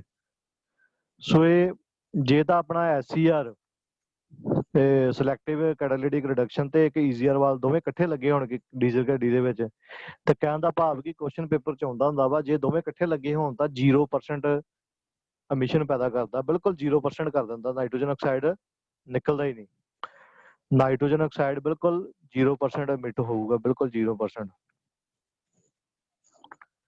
ਸੋ ਅੱਗੇ ਹੈਗਾ ਵੈਪ। ਵੈਪ ਹੁੰਦਾ ਜਿਹੜੀ ਦਾ ਵੈਪੋਰੇਸ਼ਨ ਐਮਿਸ਼ਨ ਕੰਟਰੋਲ। ਵੈਪੋਰੇਸ਼ਨ ਐਮਿਸ਼ਨ ਕੰਟਰੋਲ ਕੀ ਹੈ? ਇੱਕ ਤਰ੍ਹਾਂ ਦਾ ਮੈਂ ਦੱਸਿਆ ਕਿ ਜਿਹੜਾ ਫਿਊਲ ਟੈਂਕ ਦੇ ਵਿੱਚੋਂ ਜਾਂ ਕਾਰਬੋਰੇਟਰ ਦੇ ਵਿੱਚੋਂ, ਜਿਹੜਾ ਫਿਊਲ ਟੈਂਕ ਦੇ ਵਿੱਚੋਂ ਪੈਟਰੋਲ ਵੈਪੋਰੇਟ ਹੋ ਜਾਂਦਾ এনवायरमेंट ਨੂੰ, ਇਹ এনवायरमेंट ਨੂੰ ਵੈਪੋਰੇਟ ਨਾ ਹੋਏ ਇਹਨੂੰ ਦੁਬਾਰਾ ਵਰਤ ਲਈਏ। ਜਿਹੜਾ ਸਾਡਾ ਪੈਟਰੋਲ ਟੈਂਕ ਦੇ ਵਿੱਚੋਂ ਜਦੋਂ ਆਪਾਂ ਪੈਟਰੋਲ ਫਿਲਿੰਗ ਸਟੇਸ਼ਨ ਤੇ ਜਾਂਦੇ ਹਾਂ, ਜਦੋਂ ਪੈਟਰੋਲ ਫਿਲ ਕਰਾਉਂਦੇ ਹਾਂ, ਤੇ ਉਹ ਜਿਹੜਾ এনवायरमेंट ਦੇ ਵਿੱਚ ਡਾਇਰੈਕਟਲੀ ਬਾਸ਼ਪੀਕਰਨ ਨਾ ਹੋਏ, ਸਗੋਂ ਉਹ ਪੈਟਰੋਲ ਨੂੰ ਦੁਬਾਰਾ ਆਪਾਂ ਵਰਤ ਲਈਏ। ਤੇ ਉਹਦੇ ਵਾਸਤੇ ਜਿਹੜਾ ਸਿਸਟਮ ਲਾਇਆ ਜਿਹੜੀ ਦਾ ਵੈਪੋਰੇਸ਼ਨ ਐਮਿਸ਼ਨ ਕੰਟਰੋਲ, ਇਹ ਗੱਡੀਆਂ ਦੇ ਵਿੱਚ ਲੱਗਾ ਹੁੰਦਾ ਪੈਟਰੋਲ ਗੱਡੀਆਂ 'ਚ। ਸੋ ਇਹਦੇ ਵਿੱਚ ਡਾਇਗਰਾਮ ਦੇ ਵਿੱਚ ਵੇਖੋ ਕਿ ਇੱਕ ਫਿਊਲ ਟੈਂਕ ਆ, ਗੈਸੋਲੀਨ ਫਿਊਲ ਟੈਂਕ ਹੁੰਦਾ ਕਿ ਪੈਟਰੋਲ ਫਿਊਲ ਟੈਂਕ। ਇਹਦੇ ਵਿੱਚ ਜਿਹੜੇ ਵੇਪਰਸ ਬਣਦੇ ਆ ਜਿਹਦੇ ਨਾਲ ਜਿਹੜਾ ਪੈਟਰੋਲ ਬਾਸ਼ਪੀਕਰਨ ਹੋ ਜਾਂਦਾ, ਉਹ ਵੇਪਰ ਜਿਹੜੇ ਬਣ ਕੇ ਇੱਕ ਵੈਂਟ ਲਾਈਨ ਹੁੰਦੀ ਹੈ ਜਿਹਦੇ ਵਿੱਚ ਸਾਰੇ ਵੇਪਰਸ ਇੱਕ ਵੈਂਟ ਲਾਈਨ ਦੇ ਵਿੱਚ ਆ ਜਾਂਦੇ ਆ। ਸੋ ਵੈਂਟ ਲਾਈਨ ਦੇ ਵਿੱਚ ਅੱਗੇ ਜਾਂਦੇ ਆ ਵੈਪ ਵੇਪਰ ਕੈਨੇਟਾਈਜ਼ਰ। ਇੱਕ ਕੈਨੇਟਾਈਜ਼ਰ ਟੈਂਕ ਲੱਗਾ ਹੁੰਦਾ ਵਾ, ਇਹਦੇ ਵਿੱਚ ਜਿੰਨੇ ਵੀ ਫਿਊਲ ਟੈਂਕ ਤੋਂ ਜਿਹੜੇ ਵੇਪਰ ਬਣੇ ਸੀ ਤੇਲ ਦੇ, ਉਹ ਨਹੀਂ ਤਾਂ ਜੇ ਵੈਪ ਸਿਸਟਮ ਨਹੀਂ ਲੱਗਾ ਹੋਊਗਾ ਤਾਂ ਸਾਰਾ ਜਿਹੜਾ ਵਾ এনवायरमेंट ਨੂੰ ਚੱਲ ਜਾਣਗੇ। ਸੋ ਵੇਪਰ এনवायरमेंट 'ਚ ਨਾ ਜਾਣ ਇਹਦੇ ਵਾਸਤੇ ਇੱਕ ਵੈਂਟ ਲਾਈਨ ਟਿਊਬ ਲੱਗੀ ਆ। ਸੋ ਉਸ ਟਿਊਬ ਦੇ ਜ਼ਰੀਏ ਜਿਹੜਾ ਵੈਪ ਵੇਪਰ ਕੈਨੇਟਾਈਜ਼ਰ ਦੇ ਵਿੱਚ ਟੈਂਕ ਦੇ ਵਿੱਚ ਆ ਜਾਂਦਾ ਵਾ। ਸੋ ਟੈਂਕ ਦੇ ਵਿੱਚ ਜਦੋਂ ਆਊਗਾ, ਉਹਦੇ ਵਿੱਚੋਂ ਜਦੋਂ ਵੇਪਰ ਸਾਰੇ ਇਕੱਠੇ ਹੋ ਜਾਂਦੇ ਆ, ਉਸ ਤੋਂ ਬਾਅਦ ਅੱਗੇ ਲੱਗਾ ਹੁੰਦਾ ਵਾ ਪਰਜ ਫਲੋ ਸੈਂਸਰ। ਇੱਕ ਸੈਂਸਰ ਲੱਗਾ ਵਾ, ਸੈਂਸਰ ਨੇ ਡਿਟੈਕਟ ਕਰਨਾ ਸਾਰੇ ਸਿਗਨਲ, ਸਾਰੇ ਸੈਂਸਰਾਂ ਤੋਂ ਸਿਗਨਲ ਲੈ ਕੇ ਜੇ ਉਹਨੂੰ ਲੱਗੇ ਕਿ ਆ ਜਿਹੜਾ ਹੁਣ ਵੇਪਰ ਕੈਨੇਟਾਈਜ਼ਰ ਟੈਂਕ ਦੇ ਵਿੱਚ ਜਿਹੜਾ ਵੇਪਰ ਪਿਆ ਵਾ ਲਿਕਵਿਡ ਆਪਣਾ ਫਿਊਲ ਫਾਰਮ ਦੇ ਵਿੱਚ, ਇਹਨੂੰ ਇਨਲੈਟ ਮੈਨੀਫੋਲਡ ਦੇ ਵਿੱਚ ਭੇਜਿਆ ਜਾਏ ਜਾਂ ਥ੍ਰੋਟਲ ਬੋਡੀ ਦੇ ਅੰਦਰ ਭੇਜਿਆ ਜਾਏ ਕਾਰਬੋਰੇਟਰ 'ਚ। ਤੇ ਉਹਦੇ ਵਾਸਤੇ ਇੱਕ ਪਰਜ ਫਲੋ ਜਿਹੜਾ ਸੈਂਸਰ ਲੱਗਾ ਵਾ, ਸੈਂਸਰ ਨੇ ਜਦੋਂ ਸਿਗਨਲ ਭੇਜਤਾ ਤਾਂ ਅੱਗੇ ਵੈਪ ਪਰਜ ਸੋਲਿਨੋਇਡ ਵਾਲਵ ਲੱਗਾ ਹੁੰਦਾ ਵਾ, ਬਿਲਕੁਲ ਖੁੱਲ ਜੂਗਾ ਤੇ ਜਿਹੜੇ ਵੇਪਰ ਹੁੰਦੇ ਆ ਡਾਇਰੈਕਟ ਕਿੱਥੇ ਚੱਲ ਜਾਣਗੇ? ਥ੍ਰੋਟਲ ਬੋਡੀ ਦੇ ਅੰਦਰ। ਸੋ ਕਹਿਣ ਦਾ ਭਾਵ ਵੀ ਇੱਕ ਤਰ੍ਹਾਂ ਦਾ ਇੱਕ ਮਿਸ਼ਨ ਕੰਟਰੋਲ ਹੁੰਦਾ ਵਾ। ਜੇ ਵੈਪ ਸਿਸਟਮ ਨਾ ਲੱਗਾ ਹੋਏ, ਵੈਪੋਰੇਸ਼ਨ ਮਿਸ਼ਨ ਕੰਟਰੋਲ ਸਿਸਟਮ ਨਾ ਲੱਗਾ ਹੋਏ, ਤਾਂ ਜਿਹੜੇ ਫਿਊਲ ਵੇਪਰ ਆ ਡਾਇਰੈਕਟ ਕਿੱਥੇ ਚੱਲ ਜਾਣਗੇ? এনवायरमेंट ਦੇ ਵਿੱਚ। এনवायरमेंट 'ਚ ਜਾਣ ਕੇ ਤਾਂ ਨੁਕਸਾਨ ਹੋਊਗਾ, ਸਗੋਂ ਉਹ ਵੇਪਰ ਜਿਹੜੇ ਆ ਦੁਬਾਰਾ ਕਾਰਬੋਰੇਟਰ 'ਤੇ ਭੇਜੇ ਜਾਣ, ਦੁਬਾਰਾ ਤੇਲ ਕਾਰਬੋਰੇਟਰ 'ਚ ਭੇਜਿਆ ਜਾਏ ਵੇਪਰ ਫਾਰਮ 'ਚ। ਉਹਦੇ ਵਾਸਤੇ ਆਪਣੇ ਕੋਲ ਸਿਸਟਮ ਲੱਗਾ ਹੁੰਦਾ ਵਾ ਵੈਪ। ਸੋ ਵੈਪ ਮਿਸ਼ਨ ਕੰਟਰੋਲ ਸਿਸਟਮ ਕੀ ਹੈ? ਟੋਟਲੀ ਐਲੀਮੀਨੇਟ ਕਰਦਾ ਜਿਹੜਾ fuel vapour going into the atmosphere. ਜਿਹੜੇ ਫਿਊਲ ਵੇਪਰ ਐਟਮੋਸਫੇਅਰ 'ਚ ਜਾਣੇ ਸੀ ਉਹਨਾਂ ਨੂੰ ਬਿਲਕੁਲ ਖਤਮ ਕਰ ਦਿੰਦਾ। ਸੋ ਇਹਦੇ ਵਿੱਚ ਵੈਂਟ ਲਾਈਨਸ ਲੱਗੀਆਂ ਹੁੰਦੀਆਂ ਵਾ ਜਿਹੜੇ ਫਿਊਲ ਟੈਂਕ ਤੇ ਕਾਰਬੋਰੇਟਰ ਤੋਂ ਇੱਕ ਵੇਪਰਸ ਜਿਹੜੇ ਫਿਊਲ ਟੈਂਕ 'ਚ ਜਿਹੜੇ ਵੇਪਰਸ ਬਣਦੇ ਆ, ਸੋ ਉਹ ਫਿਊਲ ਵੈਂਟ ਲਾਈਨ ਦੇ ਜ਼ਰੀਏ ਕਿੱਥੇ ਆ ਜਾਂਦੇ ਆ? ਵੈਪ ਸਟੋਰੇਜ ਕੈਨੇਟਾਈਜ਼ਰ ਦੇ ਵਿੱਚ ਆ ਜਾਂਦੇ, ਜਿੱਥੇ ਸਟੋਰ ਹੁੰਦੇ ਆ। So where they are trapped and stored until the engine is start. ਜਦੋਂ ਇੰਜਨ ਨੂੰ ਸਟਾਰਟ ਕਰ ਦਿੱਤਾ ਜਾਂਦਾ, ਇੰਜਨ ਇਜ਼ ਵਾਰਮ, ਗਰਮ ਹੋ ਜਾਂਦਾ ਵਾ, ਵਾਹੀਕਲ ਇਜ਼ ਗੋਇੰਗ ਡਾਊਨ। ਜਦੋਂ ਚੱਲਦਾ ਸੜਕ ਤੇ ਤਾਂ PCM ਜਾਂ ECU ਕੀ ਕਰਦਾ ਵਾ? ਪਰਜ ਓਪਨ ਕਰ ਦਿੰਦਾ। ਪਰਜ ਵਾਲਵ ਜਿਹੜਾ ਲੱਗਾ, ਪਰਜ ਫਲੋ ਸੈਂਸਰ ਨੇ ਜਦੋਂ ਸਿਗਨਲ ਭੇਜਤਾ ਤਾਂ ਉਹ ਪਰਜ ਵਾਲਵ ਜਿਹੜਾ ਓਪਨ ਹੋ ਜਾਂਦਾ। ਜਦੋਂ ਓਪਨ ਹੋ ਜਾਊਗਾ ਤਾਂ ਜਿਹੜੇ ਵੇਪਰਸ ਹੈਗੇ ਆ, ਜਿਹੜੇ ਕੈਨੇਟਾਈਜ਼ਰ ਟੈਂਕ 'ਚ ਜਿਹੜੇ ਵੇਪਰ ਹੁੰਦੇ ਆ, ਉਹ ਕਿੱਥੇ ਭੇਜ ਦੇਣੇ? ਇਨਲੈਟ ਮੈਨੀਫੋਲਡ ਦੇ ਵਿੱਚ। ਸੋ ਜਿਹੜੇ ਫਿਊਲ ਵੇਪਰ ਹੁੰਦੇ ਆ ਦੁਬਾਰਾ ਜਦੋਂ ਇਨਲੈਟ ਮੈਨੀਫੋਲਡ 'ਚ ਜਾਣਗੇ ਤੇ ਦੁਬਾਰਾ ਫਿਰ ਇਨਲੈਟ ਵਾਲਵ ਦੇ ਜ਼ਰੀਏ ਦੁਬਾਰਾ ਕੰਬਸ਼ਨ ਚੈਂਬਰ 'ਚ ਜਾਣਗੇ ਤੇ ਦੁਬਾਰਾ ਉਹਨਾਂ ਨੂੰ ਹਵਾ ਦਾ ਤੇਲ ਦੇ ਮਿਸ਼ਰਣ ਨੂੰ ਅੱਗ ਲੱਗੂਗੀ ਤਾਂ ਫਾਇਦਾ ਮਿਲੂਗਾ। ਵੇਸਟ ਨਹੀਂ ਗਏ, ਦੁਬਾਰਾ ਰੀਸਾਈਕਲ ਯੂਜ਼ ਕੀਤਾ। ਸੋ ਇਹਦੇ ਵਾਸਤੇ ਇੱਕ ਆਪਣੇ ਕੋਲ ਕੈਨੇਟਾਈਜ਼ਰ, ਇੱਕ ਇਹਦੇ ਵਾਸਤੇ ਸਿਸਟਮ ਕਿਹੜੇ ਕੰਪੋਨੈਂਟਸ ਲੱਗੇ ਹੁੰਦੇ? ਇੱਕ ਫਿਊਲ ਟੈਂਕ ਹੁੰਦਾ ਵਾ, ਗੈਸ ਕੈਪ ਹੁੰਦੀ ਆ, ਲਿਕੁਇਡ ਵੇਪਰ ਸੈਪਰੇਟਰ ਇਹਦੇ ਵਿੱਚ ਲੱਗਾ ਹੁੰਦਾ, ਸਭ ਤੋਂ ਇੰਪੋਰਟੈਂਟ ਇਹਦੇ ਵਿੱਚ ਹੁੰਦਾ ਵੈਪ ਕੈਨੇਟਾਈਜ਼ਰ। ਵੈਪ ਕੈਨੇਟਾਈਜ਼ਰ ਇੱਕ ਤਰ੍ਹਾਂ ਦਾ ਰਾਊਂਡ ਜਾਂ ਰੈਕਟੈਂਗੂਲਰ ਸ਼ੇਪ 'ਚ, ਗੋਲਕਾਰ ਜਾਂ ਆਇਤਕਾਰ ਸ਼ੇਪ ਦੇ ਵਿੱਚ ਇੱਕ ਸਟੀਲ ਕੰਟੇਨਰ ਹੁੰਦਾ ਵਾ, ਮਾਊਂਟਡ ਕੀਤਾ ਹੁੰਦਾ ਵਾ ਗੱਡੀ ਦੇ ਵਿੱਚ। It is usually hidden from the view, ਸਾਨੂੰ ਲੱਭਦਾ ਨਹੀਂ ਹੈਗਾ। It may be located in the corner, engine ਦੇ ਕਿਸੇ ਵੀ ਕੰਪਾਰਟਮੈਂਟ ਦੇ ਕਾਰਨਰ ਤੇ ਫਿੱਟ ਕੀਤਾ ਹੁੰਦਾ ਵਾ। ਸੋ ਇਹਦੇ ਵਿੱਚ ਕੀ ਹੈ, ਕੈਨੇਟਾਈਜ਼ਰ ਜਿਹੜਾ ਹੁੰਦਾ ਵਾ, ਇਹਦੇ ਵਿੱਚ ਇੱਕ ਤਰ੍ਹਾਂ ਦਾ ਫਿਲਡ ਕੀਤਾ ਹੁੰਦਾ ਵਾ ਐਕਟੀਵੇਟਡ ਚਾਰਕੋਲ ਫਿਟ। ਇਹਦੇ ਵਿੱਚ ਚਾਰਕੋਲ ਭਰਿਆ ਹੁੰਦਾ 1 ਕਿਲੋਗ੍ਰਾਮ ਆਫ ਐਕਟੀਵੇਟਡ ਚਾਰਕੋਲ। ਉਹ ਚਾਰਕੋਲ ਕੀ ਕਰਦਾ ਵਾ, ਇੱਕ ਸਪੰਜ ਦਾ ਕੰਮ ਕਰਦਾ, ਇੱਕ ਤਰ੍ਹਾਂ ਦਾ ਸਪੰਜ ਦਾ ਕੰਮ ਕਰਦਾ, ਅਬਜ਼ੌਰਬ ਕਰ ਲੈਂਦਾ, ਸਟੋਰ ਕਰ ਲੈਂਦਾ ਜਿਹੜੇ ਉਹ ਫਿਊਲ ਟੈਂਕ ਤੋਂ ਜਿਹੜੇ ਵੈਂਟ ਲਾਈਨ ਦੇ ਜਰੀਏ ਜਿਹੜੇ ਫਿਊਲ ਵੇਪਰ ਹੁੰਦੀ ਆ, ਉਹਨਾਂ ਨੂੰ ਇੱਕ ਇਹਦੇ ਵਿੱਚ ਇੱਕ ਚਾਰਕੋਲ ਮਟੀਰੀਅਲ ਭਰਿਆ ਹੁੰਦਾ ਕੈਨੇਟਾਈਜ਼ਰ ਦੇ ਵਿੱਚ। ਉਹਦੇ ਇੱਕ ਤਰ੍ਹਾਂ ਦਾ ਸਪੰਜ ਟਾਈਪ ਹੁੰਦਾ, ਉਹ ਆਪਣੇ ਅੰਦਰ ਅਬਜ਼ੌਰਬ ਕਰ ਲੈਂਦਾ ਵਾ ਵੇਪਰ। ਸੋ ਵੇਪਰ ਸਟੋਰਡ ਇਹਦੇ ਵਿੱਚ ਹੋ ਜਾਂਦੇ